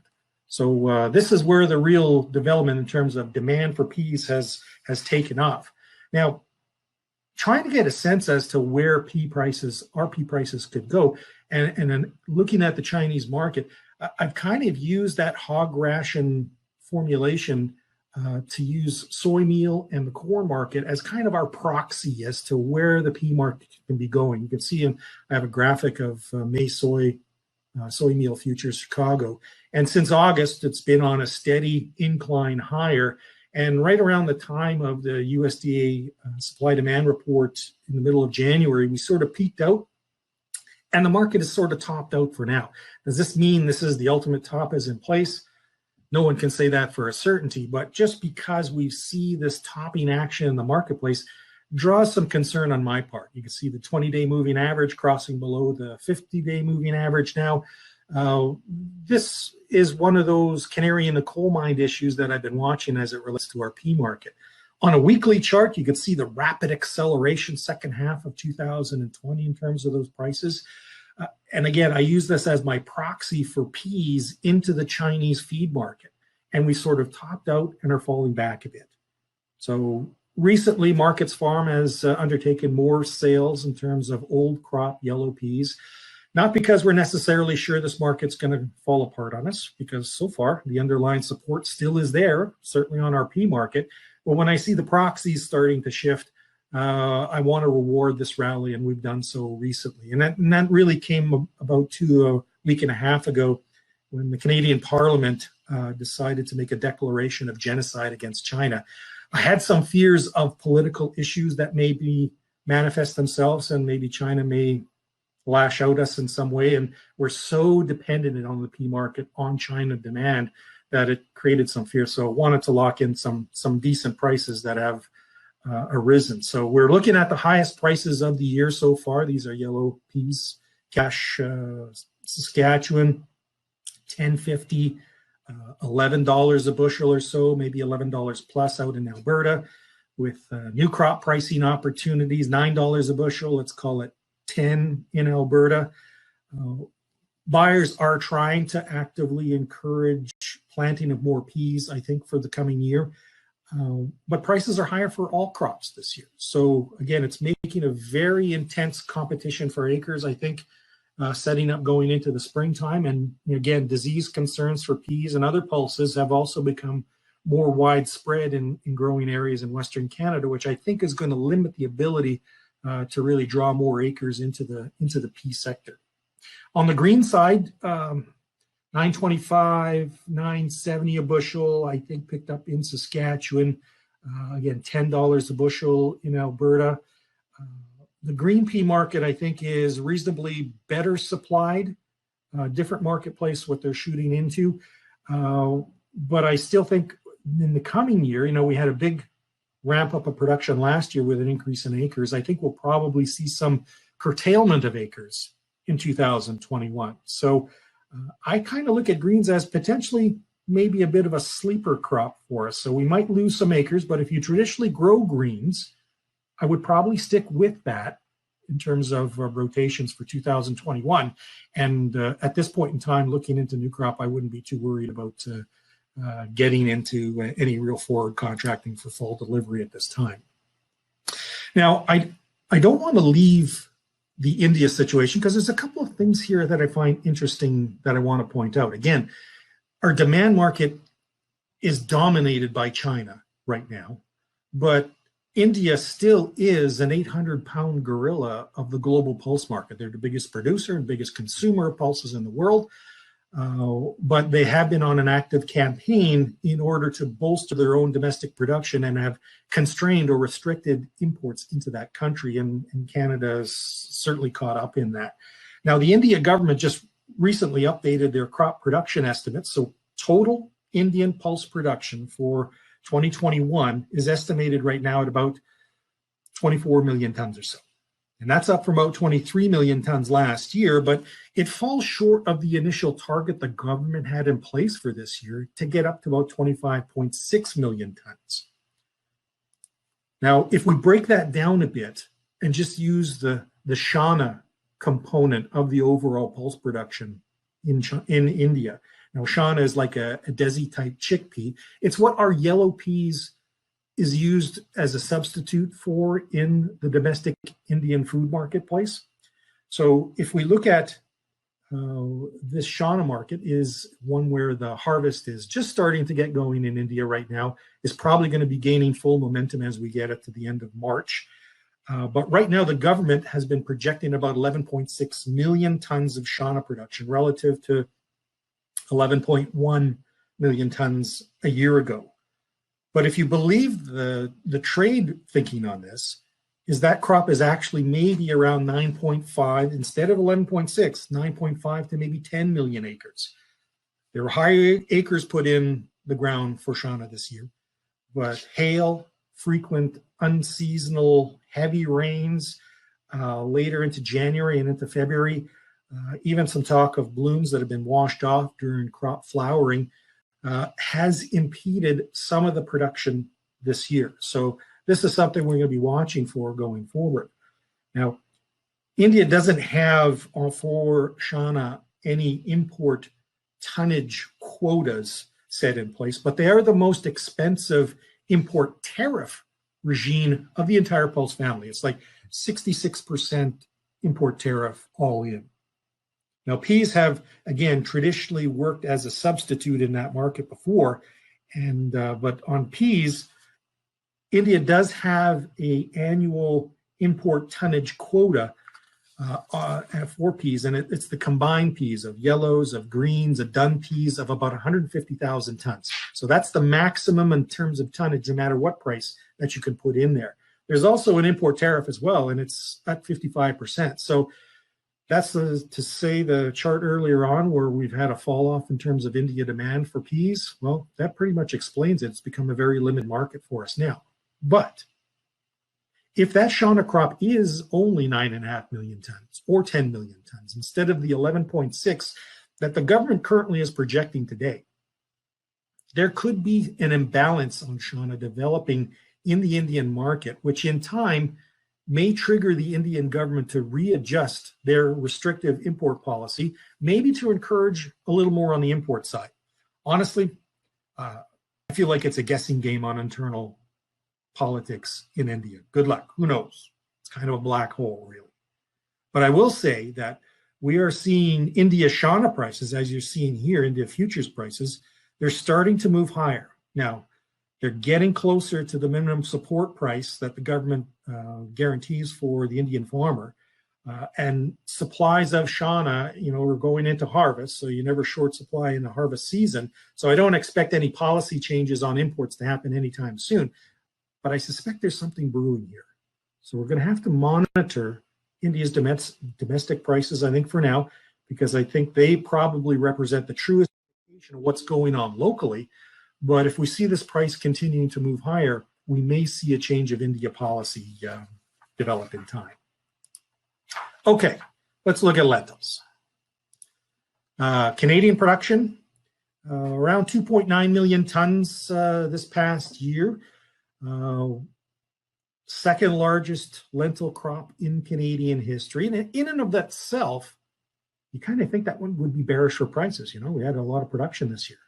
But again, we are in a demand pull environment, not just on the pulse side, but I mean across the spectrum. oil seeds, canola in particular, on cereal grain markets, feed grains and such. This is a demand pull environment that we're trading in this year, and pulses are certainly part and parcel of that. So when we look at the export side of things, very strong export program from Canada, in the first half of this current marketing year, well ahead of the pace that we were doing the same time last year. But I think the second half of this current marketing year is likely to be a bit more shallow. But the final export tally, in my opinion, really can't go much further than what we did last year at about 2.7 million tons. Now, why is that? Because we don't have the supply. The previous year, we were looking at a carry-in of over 800,000 tons along with a big crop. So we had a good sizable beginning stock, but then we've curtailed with strong demand in the previous year down to ending stocks at 200,000 tons, still at a big crop this year, 2.8 or so million tons. But our carry-in or our beginning stocks were quite shallow. So I think we're looking at ending stocks that are going to be quite limited this year. And looking at this from a supply-demand balance point of view, the current marketing year I have shaded there in blue. I think the Canadian lentil supply-demand situation is probably tighter than what the market is really suggesting right now. Now, why is that? I think the absence of India as a regular import threat is one thing. Again, 800-pound gorilla. When India is buying, other markets are also looking over their shoulders thinking, oh, if India is buying, we better be buying. We don't see so much of that happening right now on India buying interests. And also Australia, just after 3 years of drought, produced a very large crop this year and harvested a good lentil crop in December, January. So you have that supply coming onto the market. So lack of aggressiveness by the India market in terms of import buying, big Australian supply that's come by. It's kind of diluted, the market volatility for now, and it kind of camouflages Canada's tightening supply situation, at least for the time being. But this kind of illusion, if we're looking at ending stocks this year down to only 185,000 tons, I think this kind of illusion can bite consumers in the butt somewhere down the line, because more Canadian origin lentils are going to be needed before new crop arrival starts, in 2021. And with the commodity demand bull that we're looking at, this spills over into the lentil sector as well, and I think it creates a bit of a seller's marketplace. So here I have India wholesale pigeon pea prices. Our green lentils can operate as a substitute for pigeon peas in the Indian marketplace. And I can't quantify this exactly at this point in time, so we're kind of operating a bit of a hunch, but I think like India Shana, India's pigeon pea supply, there seems to be an imbalance developing there as well. Again, green lentil serves as a substitute for pigeon peas in that marketplace. The last time the pigeon pea market was this high, and I realize we're not looking at a spike higher in terms of pigeon pea prices, but the last time we've been at this level was in 2017. So it's been a few years. And to me, kind of ups the odds that India will import and may make use of imported green lentils this year. Now, the pigeon pea crop in India is a summer crop. So the next harvest is not till far out in October, November. So several months of potential imbalance fixing are still needed on this market. I think it also ups India's red lentil consumption as well, and it could inflate beyond that standard or generic base of about 2 million tons of red lentils that India typically consumes every year. Part of it is made up by their domestic production, but some of it from imports as well. Now, while red lentils are not a directly swappable food choice item here like green lentils is with the pigeon peas, it is a substitutable sibling that I think we need to pay attention to. So here again, India wholesale red lentils moving up. It's over now about the minimum support price that the Indian government guarantees to the Indian farmer. So this suggests to me that there is some kind of imbalance happening here, but it's going to take some time to see how this plays out. So something we're going to be watching for. In the meantime, though, our red lentil market here in Western Canada, 29 cents a pound or so. Maybe it's eased back a little bit just recently to 28 cents.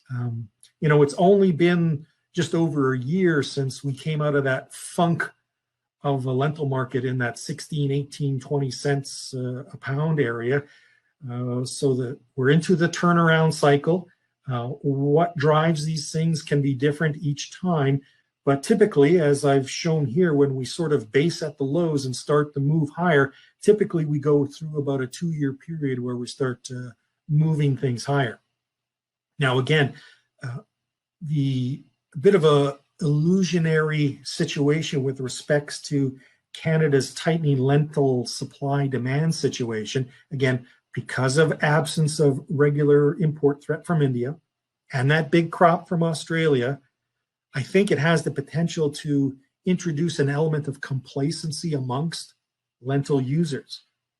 And in doing so, I think the risk is it may in time start pushing prices higher than what was expected maybe going into the spring.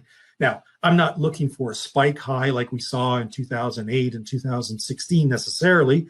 So no rally in my mind at this time that I see leaps and bounds higher, but perhaps a grindingly higher trade is what we will be looking for.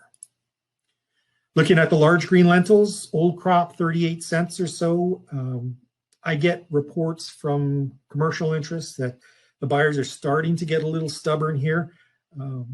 I find that not just in green lentils in general, that buyer enthusiasm in the lentil market doesn't necessarily manifest itself in some steady, plodding manner where you're buying equal amounts month by month.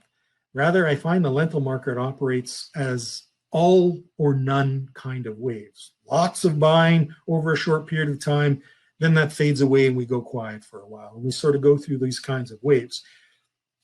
This marketing year, with prices now back up to the highs that we saw back in early November before they tumbled in the Christmas season, certainly on the reds and such, we peaked in November, we fell back into Christmas as the Australian supply hit the street. Exporter buyer interest sort of faded away as we went to the holiday season. In the past month, I've seen that market come back to those highs in November. My inclination has been to use this opportunity, both on reds and greens, to sort of cover off our business risk in terms of our pricing of lentils this year, and getting ourselves down to what you would consider gambling stock for what may or may not happen going into the springtime. But it seems too early right now for us to start a sustained trend downward yet on the lentil side. The green market might be a little bit because there are container logistics hampering movement right now, trying to get adequate number of containers for international traffic, and container shipping, relative to bulk shipping is pretty high priced right now. But here too, I sense that the surprise going into the springtime might be some kind of grinding higher fashion towards the price outlook. So lentil acres, the last bar that I have on your far right, that's for 2020, about 4.2 million acres or so. I suspect for 2021, this coming year, maybe we might pull back a little bit to about 4 million acres. New crop reds, 26, 27 cents a pound. Right now, I think every buyer wants to get some coverage for fall delivery, but the buyers aren't necessarily chasing it right now. For new crop, I think Canada, relative to the tight stocks that we have shaping up for this year, I think we need a 3 million ton lentil crop. But at these kinds of prices for new crop fall delivered, I don't think it's high enough to pull those acres in relative to the profitable cropping options other growers have for other crops across the prairies right now. So it's hard, admittedly, to get market clarity on lentils beyond 3 or 4 months out, because lentil price discovery can be often tied to India political and trade policies, and it creates a lot of uncertainty as to what to expect there, because they can shift on a moment's notice. But I believe the COVID inflated demand that we see in lentils is here for another year. Again, it's a 2-year cycle, I think, to the upside, and we're just past the 1-year mark so far in this part of the cycle. So I think we have solid underlying support here. India's presence may be reduced, at least for the time being, but I don't think it's going to be absent for the balance of 2021. So I expect them here. So on new crop pricing, I don't feel in any particular rush. 27 cents on the reds, 30 cents, number 2 large greens is typically profitable. I'm not going to talk any grower about locking in a profit on some measure of what you intend to produce in the year ahead. But if the decision is about price and price only, I'm probably inclined to wait when I'm looking at new crop for now. Okay, so that's my big roundup here for the peas and lentil markets, encouraged by the outlook that we have ahead of us on all these commodities, including the post side. So we're going to still need to be watching these grain markets pretty closely right now. Now, the time constraints of this talk are such that if you do have any questions or comments about these commodities, we welcome them at MarketsFarm. And of course, if you're not already a subscriber and you'd like to stop by for a free trial to MarketsFarm, our online service, that's marketsfarm.com. You can give me a call or shoot me an email anytime directly with any of your grain market questions at any time. I'd love to help you out. Best of luck to you for the remainder of the marketing season and the growing season ahead. Stay safe out there. Thanks for joining us today. Well, thanks a lot, Mike. It was a very interesting presentation. Lots to think about with Mike's presentation and Bruce's on markets and weather. And now we're going to hear from our final speaker today, Kristen MacMillan, the research agronomist in residence at the University of Manitoba, who since 2017 has developed the soybean and pulse agronomy research program and applied research position that is core funded by Manitoba Pulse and soybean growers. Her research focuses on best agronomic practices and cropping systems for soybeans, dry beans, and peas, with an emphasis on extension and experiential learning. Kristen completed her post-secondary education at the University of Manitoba and holds an agriculture diploma, an ag degree in agronomy, and a master's in plant science. She's a professional agrologist and certified crop advisor. Kristen will go over the latest results and insights on dry bean production practices. Take her away. Hello, everyone. Kristen MacMillan here, bringing you a dry bean agronomy update. I'm excited to be talking to you today about dry beans. It's been a couple of years since I've had the opportunity to update you on a lot of exciting agronomy trials that have been underway in the soybean and pulse agronomy and cropping systems research program.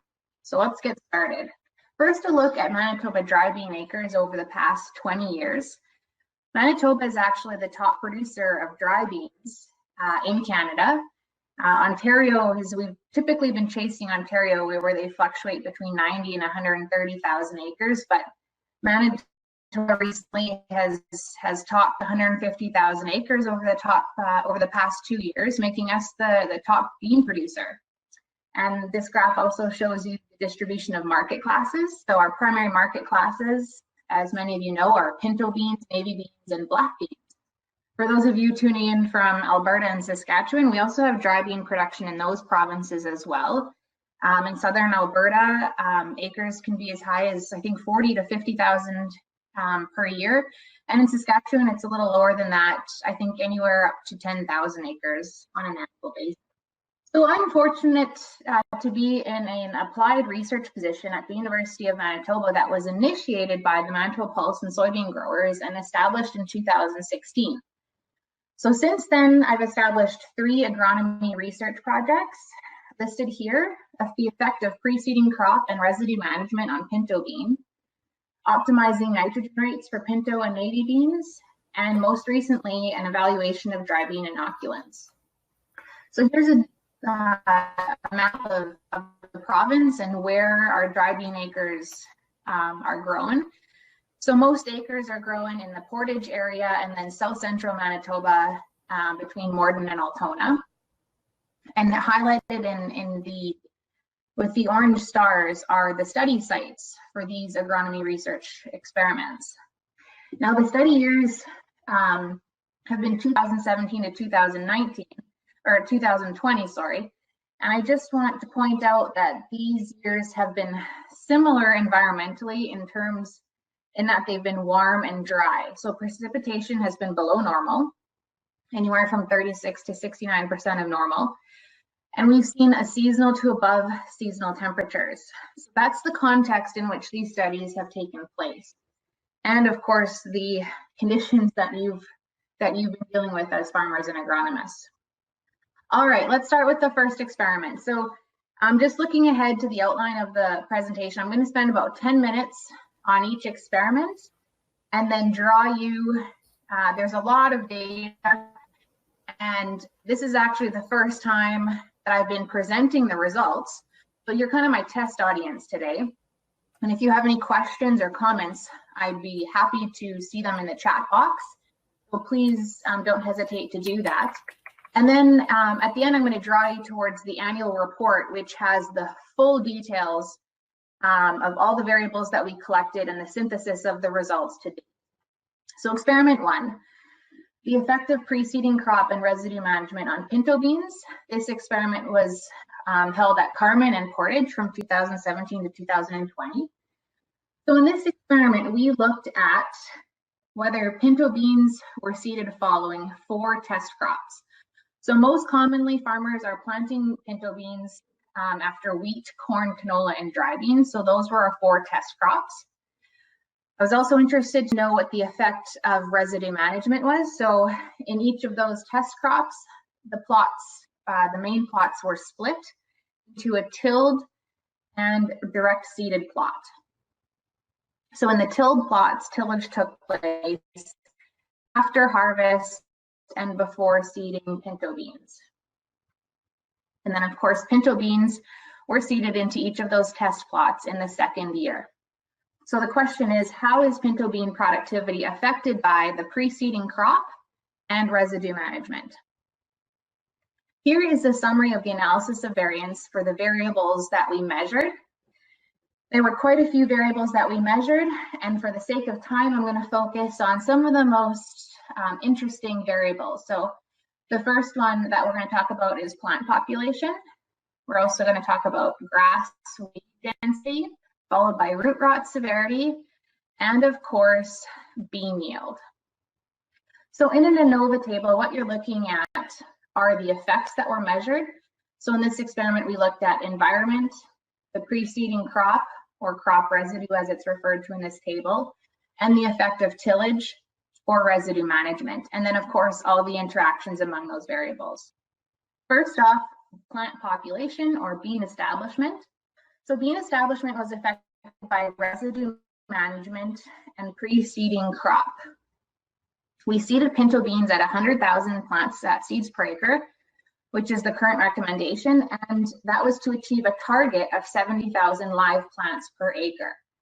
So the good news is we achieved our target within about 5 to 10% for each treatment, but we did see some differences, and I don't think there are too many surprises here. So bean establishment was slightly higher in the tilled residue compared to the direct seed system. As we know, plant establishment in high residue systems can be more challenging depending on how we manage that residue at harvest and what type of openers we have with our seeding equipment. So we did see a reduction in plant establishment statistically, but agronomically they were very close. In terms of the effect of preceding crop, I think the ultimate question here that farmers and agronomists want to know is, how did you get those beans established in that heavy corn residue? So yes, we did see an effect of preceding crop type. The range in plant population was 68 to 76,000 pinto beans, live pinto beans per per acre, which is within that target of 70,000 plants per acre. But we did see a reduction in corn. Now, some good news is that that reduction in corn was similar regardless of the residue management. So the corn residue itself caused a reduction in plant establishment of the pinto beans under both the tilled and the direct seed system. Okay, but I don't think it was yield limiting, seeing as we were very close to our target population. On the right-hand side of your screen, I just wanted to show you what that corn residue looked like without tillage and, of course, with tillage, and how well we were able to penetrate that residue with our seeders. And you can see we have good establishment overall. So at each of our sites, we had either double or single disc openers that were able to penetrate the residue well. And at Carmen, we even had residue cleaners, which you can see at the bottom picture here, where we're able to clear the trash ahead of the bean row. And of course, we planted the beans in between the 30-inch rows of corn. Okay, next we're going to look at weed density, specifically grass weed density at the Carmen site only. So some context here at Carmen, across the research farm, we are dealing with what we suspect to be group 1 and group 2 resistant foxtail. And so this became evident in the test crop year and in the first year of pinto bean production. And so ahead of our first in-crop application of herbicide, we decided to measure this because the effects of preceding crop and tillage were very apparent to us. Here I'm going to show you pictures of what that grass weed density looked like in the various crop residues. So the first image I'm showing you here is the pinto beans in wheat residue, followed by the bean residue, followed by the canola residue, and lastly, the corn residue. So statistically, we saw significant differences in grass weed density across the preceding crop types, such that grass weed density was higher in beans following wheat compared to beans following corn. Almost a 4-fold difference here in grass weed density. And the bean and corn stubble, canola stubble was similar to all other crop types. Now, why did this happen? What I suspect is happening here is that this is due to selection in the preceding crop, where use of group 1 and 2 products in the wheat and the beans, for example, did not provide full control of the foxtail in the first year. Now, you'll notice that I provided 2 pictures of each crop type, and that's because the top images are the crop types under tilled conditions, and the bottom image is of the crop type under direct seed conditions. We also saw an effect of how we manage the residue on grass weed density, such that grass weed density was twice as high under tilled conditions compared to direct seed conditions. So why is this important? Well, with the increasing presence of herbicide-resistant weeds, knowledge of cropping system decisions such as crop sequence and residue management can clearly impact not only the weed competition in the following crop, but also the selection pressure. In the case of dry beans, you are managing fields with known grass weed pressure, and specifically foxtail. You might consider seeding beans either after corn and or direct seeded to reduce that weed competition and selection pressure. Next, we're looking at root rot. So root rot severity was affected by preceding crop type. So what we're looking at here is increased root rot in beans following beans compared to beans following corn. Now, when we look at the overall rating scale, over the course of this study, the root rot score ranged from anywhere from, let's look at here, 3 to 3.5. It's a scale of 1 to 9. So overall, the root rot was lower. Typically in the literature, we would expect yield loss at a root rot score of 4 or higher. And just to put that into context, a rating of 2 to 4 as you can see on the right-hand side here, generally means that about 10 to 50% of the root area is affected by lesions. So I don't think this is necessarily surprising in that we did see higher root rot in beans following beans compared to beans following corn, whereas wheat and canola were similar to all preceding crop types. All right, next we're going to move on to the ultimate question, which is how did preceding crop and residue management affect bean yield? So there were two factors that affected bean yield. The first one was an interaction between tillage and environment, such that the effect of tillage varied by environment. And the one I'm going to save for last is the effect of preceding crop type. So let's take a look at the interaction. So what we're looking at here is bean yield by residue management system, so either direct seeded or tilled, for each environment that we tested this in. And there was a significant effect at 2 out of the 6 environments. Both of them occurred in Carmen, one in 2018, one in 2019, and in those environments, direct seeded pinto beans actually increased yield 10 to 17% over tilled residue. So again, going back to the context of the environmental conditions, so when we're dealing with warm and dry growing seasons, we would expect to see moisture conservation benefits, potentially of a direct seed system over tilled systems, especially at a site like Carmen where we have lighter textured soil compared to portage. What about the overall effect of preceding crop? Well, there was no effect. Bean yield was the same and overall high following all crop types. So whether beans followed beans, corn, wheat, or canola, beans performed exceptionally well in this experiment, and all yields were within 100 pounds per acre. So what does that mean for all the agronomic effects that I just showed you prior to this? Well, the good news is that the results show that dry beans can be successfully established following a range of crops and under direct seed conditions in Manitoba crop rotations. I'm sure many of you can sense the but that's coming here. But there were important and clear agronomic effects on weed density, root rot, and maturity that were apparent in this study. Now, I want to emphasize that these effects may be exacerbated under certain environmental or field conditions and should be considered in crop rotation planning.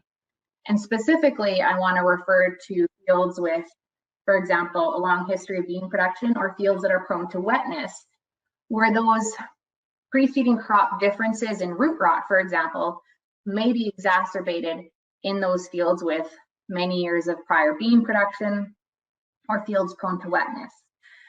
Another variable that didn't show up in our experiment was white mold. So we would expect under fields that under wet environmental conditions and fields with a long history of bean or canola history, there may be more apparent effects of white mold and other diseases. And the other condition that I want to point out is fields with grass weed pressure, and going back to those cropping system effects on grass weed density, such that the preceding crop had a significant effect on the grass weed density that was present in the pinto beans and required additional management practices. So in my mind, the agronomic effects that we found in these studies are just as important as the overall outcome of the lack of yield response. Okay, moving on to nitrogen. So the next two experiments are about redefining our N management strategy for dry beans in Manitoba. So this experiment was carried out at Carmen and Portage La Prairie from 2017 to 2019. And we looked at 5 nitrogen rates from 0 to 140 in both pinto and navy beans. So here's a drone shot of one of the experiments in Portage. And of course, we have 4 replicates at each site. Now, to provide some background on nitrogen fertility practices. So here are the results of a survey that was done at the Manitoba Edible Bean meetings back in 2016. Maybe some of you were there, and hopefully some of you were and are tuning in today. So John Hurd asked the audience there, what is your typical nitrogen practice? And 90% of those farmers in attendance indicated that they are applying supplemental nitrogen only, and at an average rate anywhere from 60 to 90 pounds per acre. So I think this survey is really important. Those edible bean meetings are a really important part of the industry, and you can see the numbers here that we had 116 farmers participate in this survey. So I think this is really reflective of what current practices are in dry beans. So most farmers are applying supplemental N only, and at an average rate of 60 to 90 pounds. The other comment I want to make is that we did have a few farmers who responded that they are inoculating, but we, especially at the time, weren't aware of any inoculant products that are available commercially for dry beans. So if you are one of those farmers who are inoculated, I'd be curious for you to put the inoculant product in the chat box, just so that I'm aware of that. Okay, so that practice makes sense considering current Manitoba guidelines for N management in dry beans. So here are the recommendations from the Manitoba Soil Fertility Guide. So if we look at a yield goal here of 2,400 pounds per acre and a typical residual N level of 30 to 40 pounds, we are in fact looking at an N recommendation of 40 to 90 pounds per acre, depending on your production system. So indeed, farmers are following current guidelines, but please note that these guidelines are from research that is dated to the early 2000s. So you might guess why we are revisiting N rates. And to be honest, it's really a personal interest to me, because for as long as I've been working in pulses, which has been about 8 years now, the management of nitrogen in dry beans has always been a mystery to me. It was always clear to me that we manage them as a non-legume by applying fertilizer, really having no inoculant options. And yet sometimes we would see these beautiful nodules. So here's a black bean plant with really great nodulation. And I was wondering, you know, what are these bean plants doing? And are we perhaps suppressing them by applying nitrogen? And in the literature and in other regions, dry bean generally is regarded as a poor N fixer, and it is. So the literature shows that, especially compared to other legume crops, they are low on the scale. So here is bean. Here's a study out of Saskatchewan that was a summary of 5 studies that showed on average dry beans fix less than 40% of their total N requirements. And that's compared to other crops like peas, which is closer to 60, faba beans, which is really our top N fixer, you know, close to 90% of its N requirements are met by biological nitrogen fixation. If we were to put soybean on this graph, it would be somewhere close to pea, maybe a little higher, around 60% for soybean. So we know that it's a poor N fixer, and that has led to its management as a non-legume. And not only is it a poor N fixer, but it's really picky. So there's a high level of specificity and interactions that occur between the environment, the cultivar, the rhizobia, the N level in the soil, which makes it really difficult to manage it like other pulse crops. How do we compare to other regions? Well, there's actually quite a range of N recommendations for dry beans. Here's a list of our closest growing regions. So if we look at North Dakota here, they have two strategies depending on whether you inoculate or whether you don't. So for non-inoculated beans, they recommend 70 pounds of total N. For inoculated beans, they recommend 40 pounds. So they are giving some credit to the rhizobia. In Ontario, this is probably the most contrasting strategy. Based on their studies, they are recommending no additional N unless there's a history of root rot. Here in Manitoba, again, we are recommending 70 to 120 total N, and that is adjusted for yield and production system. And I thought to include Saskatchewan here because I figure there's probably farmers and agronomists tuning in from out west. And this recommendation in Saskatchewan currently is to apply 50 pounds of N per acre plus inoculant. So going back to the Manitoba recommendation here, you'll notice, and I already mentioned, that the work is dated back to 2000. So lots changed since 2000 over the past 20 years. Dry bean production has increased, which means fields have seen dry beans more frequently. Cultivars have changed, and the literature has grown. So there's more than enough justification to revisit and recommend it. So just a quick refresher on the experiment. So we tested 5 nitrogen rates in pinto and navy beans at 2 sites over 3 years. Jumping right into the results. So here we have the effect of N rate on nodulation.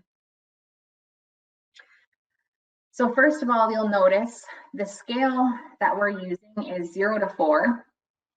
So overall, we have nodulation, but it's low overall. So our rating in the 0N control was about 0.8. So a rating of 1 is up to 5 nodules per plant. Okay, so we have nodulation, but it's low. And then the other most important thing here is that as nitrogen rate increased incrementally, nodulation was reduced. So it takes a lot of energy for a plant to expend on nodule development. And if there's already N present in the soil, it's less likely to do that. So this is not necessarily surprising that we saw nodulation reduced in a stepwise fashion as N rate increased. Okay, the effect of N rate on bean yield. So it's important to recognize that, look at this yield, even with 0 N fertilizer. We are starting at a really high starting point. So we're here, about 2,700 pounds of beans produced without any nitrogen fertilizer. So in terms of the response to nitrogen, overall, it was a fairly modest yield increase and only to the highest rate of N. So it was about a 17% yield increase to 140 pounds of N. And when we look at this in terms of how did we reach maximum biological yield, so at maximum yield here, which is about 3,100 pounds, statistically, we achieved that even at the lowest rate of N. So 35 pounds of N per acre was the lowest rate required to reach maximum yield. An economic analysis of N fertilization was conducted by calculating the return to N for each treatment. The assumptions are listed at the bottom of the graph here, and I ran this under 2 economic scenarios. The other scenario that I ran it on was under slightly lower N cost and slightly lower commodity price. In both scenarios, the return to nitrogen was statistically the same for all rates of N application. So I'm thinking that everyone's like, we only saw a modest yield increase to nitrogen, and when we apply the economic optimum rate of N is actually 0. So where do we go from here when our current recommendation is really twice as high as what we're seeing in the most recent research I just presented? Well, since this change is so drastic, the more environments we can test this in, the better. And that's where the on-farm network put on by Manitoba Pulse and soybean growers comes in handy. So after 2 years of testing, once I had an idea of where the response may be going, I met with Manitoba Pulse and soybean growers, and they decided that they would include dry bean nitrogen fertility in their on-farm program. So this is a great way to increase the number of test environments. So here are the results of 3 on-farm tests that had common treatments. And the results complement the small plot results. So no yield response to added N, both at 0 N and 70 N were within 100 pounds or 200 pounds of beans, which means reduced profitability to the added N. And the other thing that's a little bit different than what I saw in the small plots was really great nodulation overall. and sometimes reduced with added nitrogen, but not in all scenarios. So this work, like I said, is really hot off the press, and you're the first audience to hear the results. So indeed, this requires further synthesis, and we are going to look at multiple studies together in developing new nitrogen recommendations for dry beans. So for today, I'm really just going to share with you a preliminary summary of what I'm thinking could become new N fertility guidelines. So I'm calling them emerging guidelines for dry beans. And again, I'd be happy to hear your feedback in the chat box. So the first option, I'm going to lay it out in 4 different options that you have to manage N in dry beans. The first one is probably the most shocking, and that's no supplemental N and no inoculation. So according to the results of our study, you can still expect 86 to 93% of maximum yield without additional nitrogen fertility. And this is the economic optimum practice across 5 site years of our small plot studies. That compares to our current recommendation of 60 to 90 pounds of nitrogen, which is almost a huge reduction. If that's too risky, you can move to a supplemental N rate of 35 pounds of N per acre.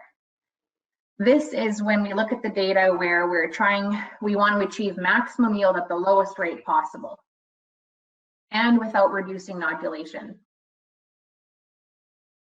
What about inoculation?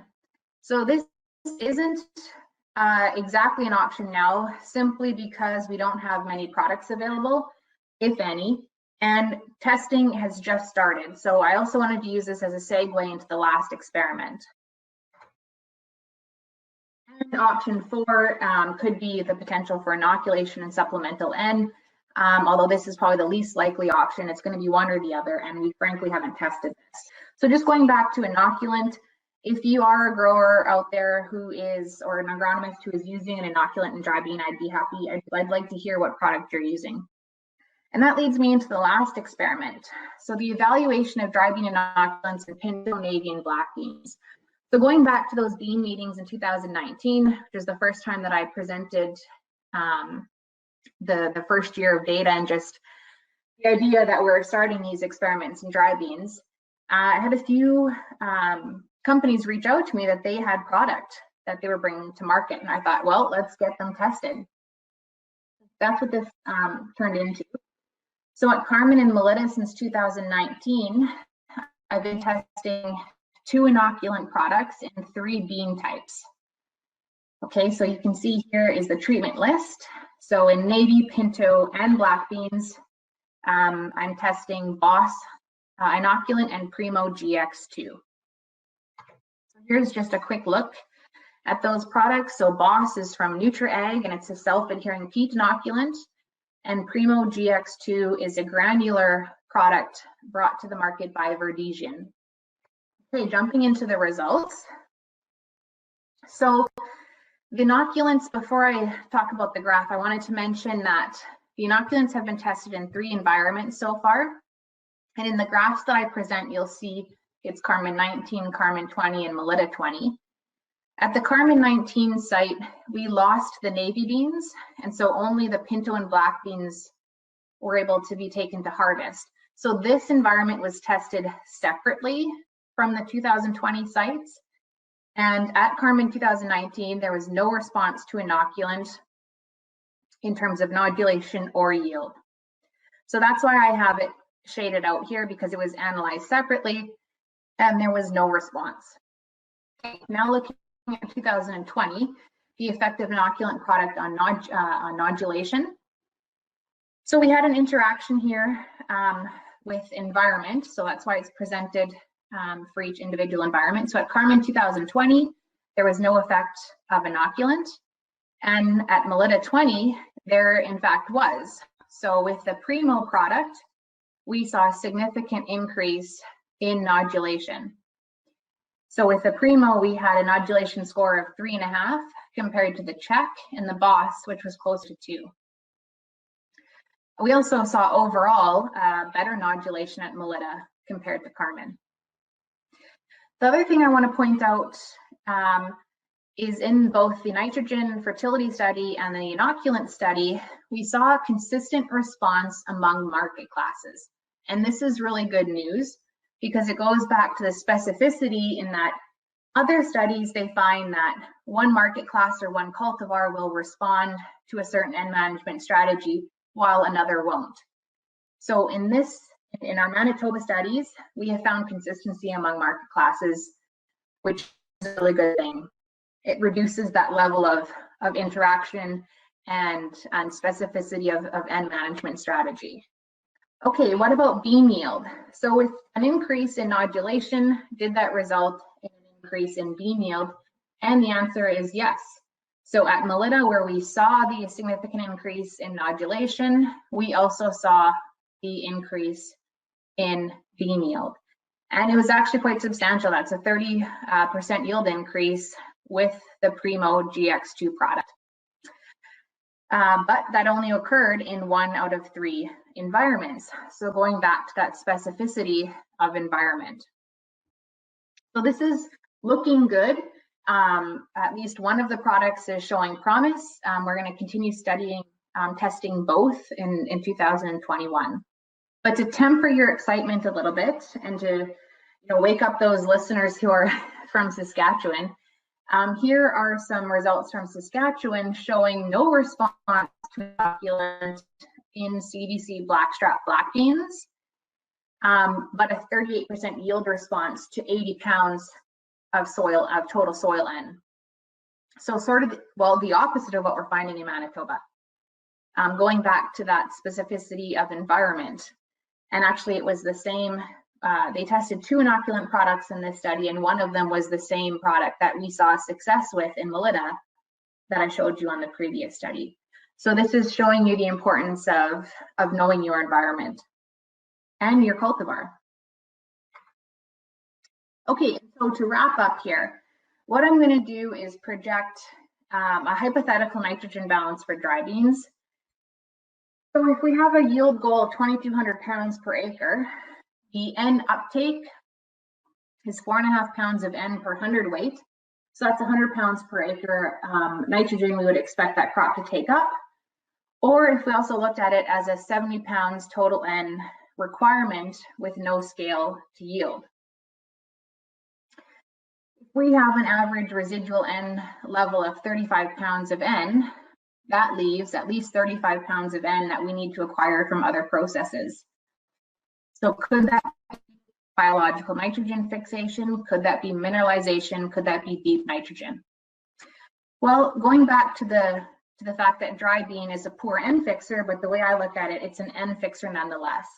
And so I think going forward, we're going to have to give serious consideration to investigating more closely how much N dry beans are acquiring from BNF in our Manitoba environments, based on observations and nodulation in our small plot and our on-farm trials, and more recent literature coming from Western Canada that are looking at modern cultivars, showing an average of 26 to 54% of nitrogen requirements being met by BNF.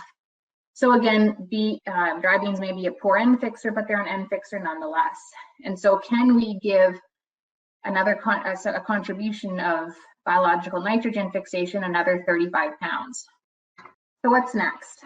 In the short term, you can expect a collection of studies that we have just presented to you today are in review and will contribute to updated N recommendations for dry beans in Manitoba over the next couple years. So again, those studies are dry bean response to N fertilizer, dry bean response to inoculant, and the on-farm trials that are evaluating both N fertilizer and inoculant. What can you do as farmers and agronomists? You may decide this is enough evidence and adjust your N strategy based on new data. I would encourage you to do this if you already have some knowledge of how beans are behaving in your field, if you consistently see nodulation, for example. And if you aren't already including nodule assessment as a part of regular crop scouting in your dry beans, this is an absolute must in order for you to build the knowledge of your specific bean types in your soil environment and to adopt new management strategies going forward. And I think the cream of the crop would be for you to conduct an on-farm trial to understand your environment and your cultivar specificity. So if we're talking what would be normally a 70 to 90 pound N application, the potential to reduce that by 50% or find that you don't need a supplemental N at all, this is big cost savings. And I really think it's worth the time for you to conduct non-farm trial. In the long term, I'm interested in characterizing nitrogen fixation capacity of current Manitoba cultivars to build our knowledge and confidence in putting together the pieces of that nitrogen balance, and potentially breeder selection for cultivars with higher BNF capacity. There is evidence in the literature to show that there is variation among market classes and cultivars. So this could be a priority going forward, but it's something that breeders, agronomists, and farmers are going to have to consider because there are already a lot of traits that are priority for dry beans. In addition to the obvious yield and maturity, there's a lot of disease resistance traits, plant architecture, and seed quality traits. And so the importance of selecting for BNF needs to be weighed with what I would consider already important traits that breeders are selecting for. And last, but certainly not least, if this was interesting to you and not quite enough, if you're still interested in reading more, I encourage you to keep an eye out for the 2019 and 2020 annual report coming out from the Soybean and Pulse Agronomy Lab on March 15th. I guarantee it'll be a good read. And once again, this is new data, and I'd be happy to hear questions and comments in this following question and answer period. Thanks for tuning in. Well, thanks so much, Kristen. That was really interesting. Yeah, quite thrilling to see some new results that you're working on. And remind our listeners to get their questions in. We do have some. But first off, I was just going to maybe, there might be some new growers out there that might be wondering about inoculation. Like I know with soybeans and so on, it's routine to inoculate your soybeans, until you have a history there and so on. What is that the same with edible beans? So no, it's very different. That's a good question. Of course, growers out there. So first of all, it's a different strain than soybean. So first of all, second of all, we don't have, like I mentioned in the presentation, there isn't a wide availability of inoculants specific for dry beans. And then, but a third factor is that we do have indigenous populations of rhizobia that will interact with dry bean. So for new growers or for growers in general, if we had inoculants, I would recommend them. But unfortunately, we don't. And it's difficult for us to say how effective indigenous rhizobia are. And I should mention that in the nitrogen fertility studies, those were non-inoculated. So the nodules that we're seeing formed in my studies and in fields, a lot of that is coming from indigenous rhizobia. So I guess to answer your question, for a new dry bean grower, because they don't know their environment and their cultivar in that relationship, they probably will want to start with supplemental nitrogen at first. Okay. Now we have a question from Melinda. The question or the comment is, higher number of nodules doesn't mean that plants always fix more nitrogen. What is more important is having a reasonable number of large nodules. Any comments on that? Or that's an excellent point. And I'm not sure that we know the answer to that. So, and I go into this actually in the report, this specific point is that there is no known relationship between nodule number, nodule weight, nodule size, and BNF or yield.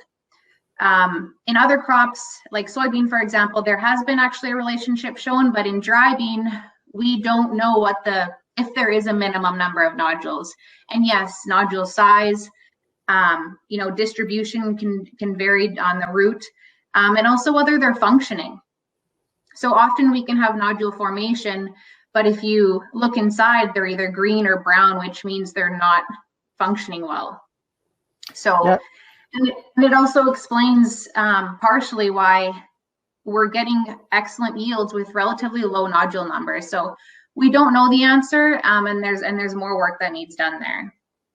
Well, I found it interesting during the presentation. You showed the graph of Melita 20, and it big rise there and a high amount of nodulation. And I was wondering, okay, how does that translate into yield? And then you did refer to that there was a relationship between the nodulation and yield in that trial. Do you think that's a consistent thing? Like in the Carmen there, the numbers were lower. I wasn't quite sure. Was the impact different in Carmen then, or? So in Carmen, we had low nodule numbers, but we also still had excellent yields without the nitrogen fertilizer and with the low nodule numbers. So that speaks to our previous point where we're not sure where the N is coming from, but we're still seeing excellent productivity even with low nodulation. Well, I'm not seeing any. One thing that came up actually as I was listening to the presentation, and you're right, we saw really high nodule numbers in Melita, and we also saw really high nodule numbers in the on-farm trials. One thing that I'm thinking out loud it could be related to is field history. So in those on-farm trials, I suspect that there's a long history of dry bean, and so there may be more buildup of rhizobia or selection for rhizobia. And at Melita, I suspect there is also more bean history than at Carmen. You also talked about the on-farm field research. If farmers are interested in that, can you tell us a little bit about what's involved? Like, is it fairly burdensome? Like some farmers might be worried about a time commitment or how it might interfere with their schedules and that kind of thing. Can you elaborate a bit on that?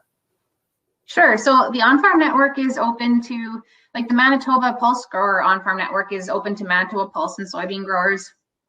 And I believe Saskatchewan and Alberta are dabbling with on-farm networks as well.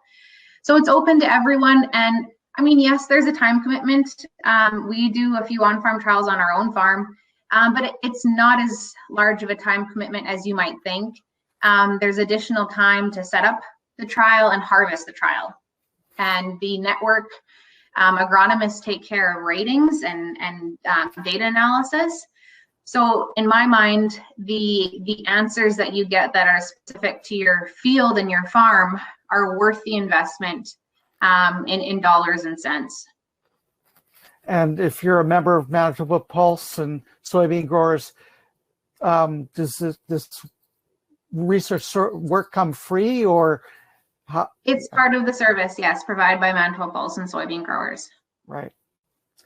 Well, again, I'm not seeing any any comments or questions. I suppose we've had a fairly long session here, and people are probably breaking off and going for lunch and that sort of thing. Any other final comments or thoughts, Kristen, about some of your work? I think my final take home would be I really want to emphasize to agronomists and farmers that I don't think nodule assessment has been a routine part of dry bean scouting, but it really needs to be to increase your confidence in adopting these new strategies once we've had a bit more time to synthesize the results. So just adding that in-field inspection and building your knowledge base specific to your environment. Well, thanks again. It was very interesting. Thanks for sharing that very recent new research with everybody. I think that's very interesting.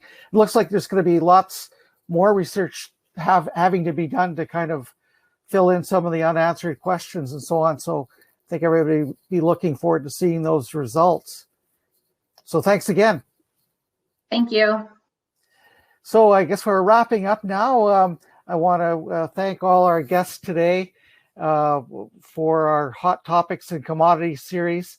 We hope you stay tuned. Corn is going to be the next topic on March 18th, followed by oats and sunflowers. So thanks to Kristen and Dr. Chatterton for joining us.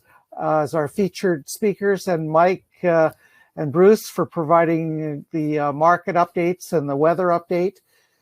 Just want to say good luck with seeding, which is getting closer every day. I think it's about +3 or 4 here now. And have a good crop in 2021 and have a great rest of your day. Thanks so much for joining us.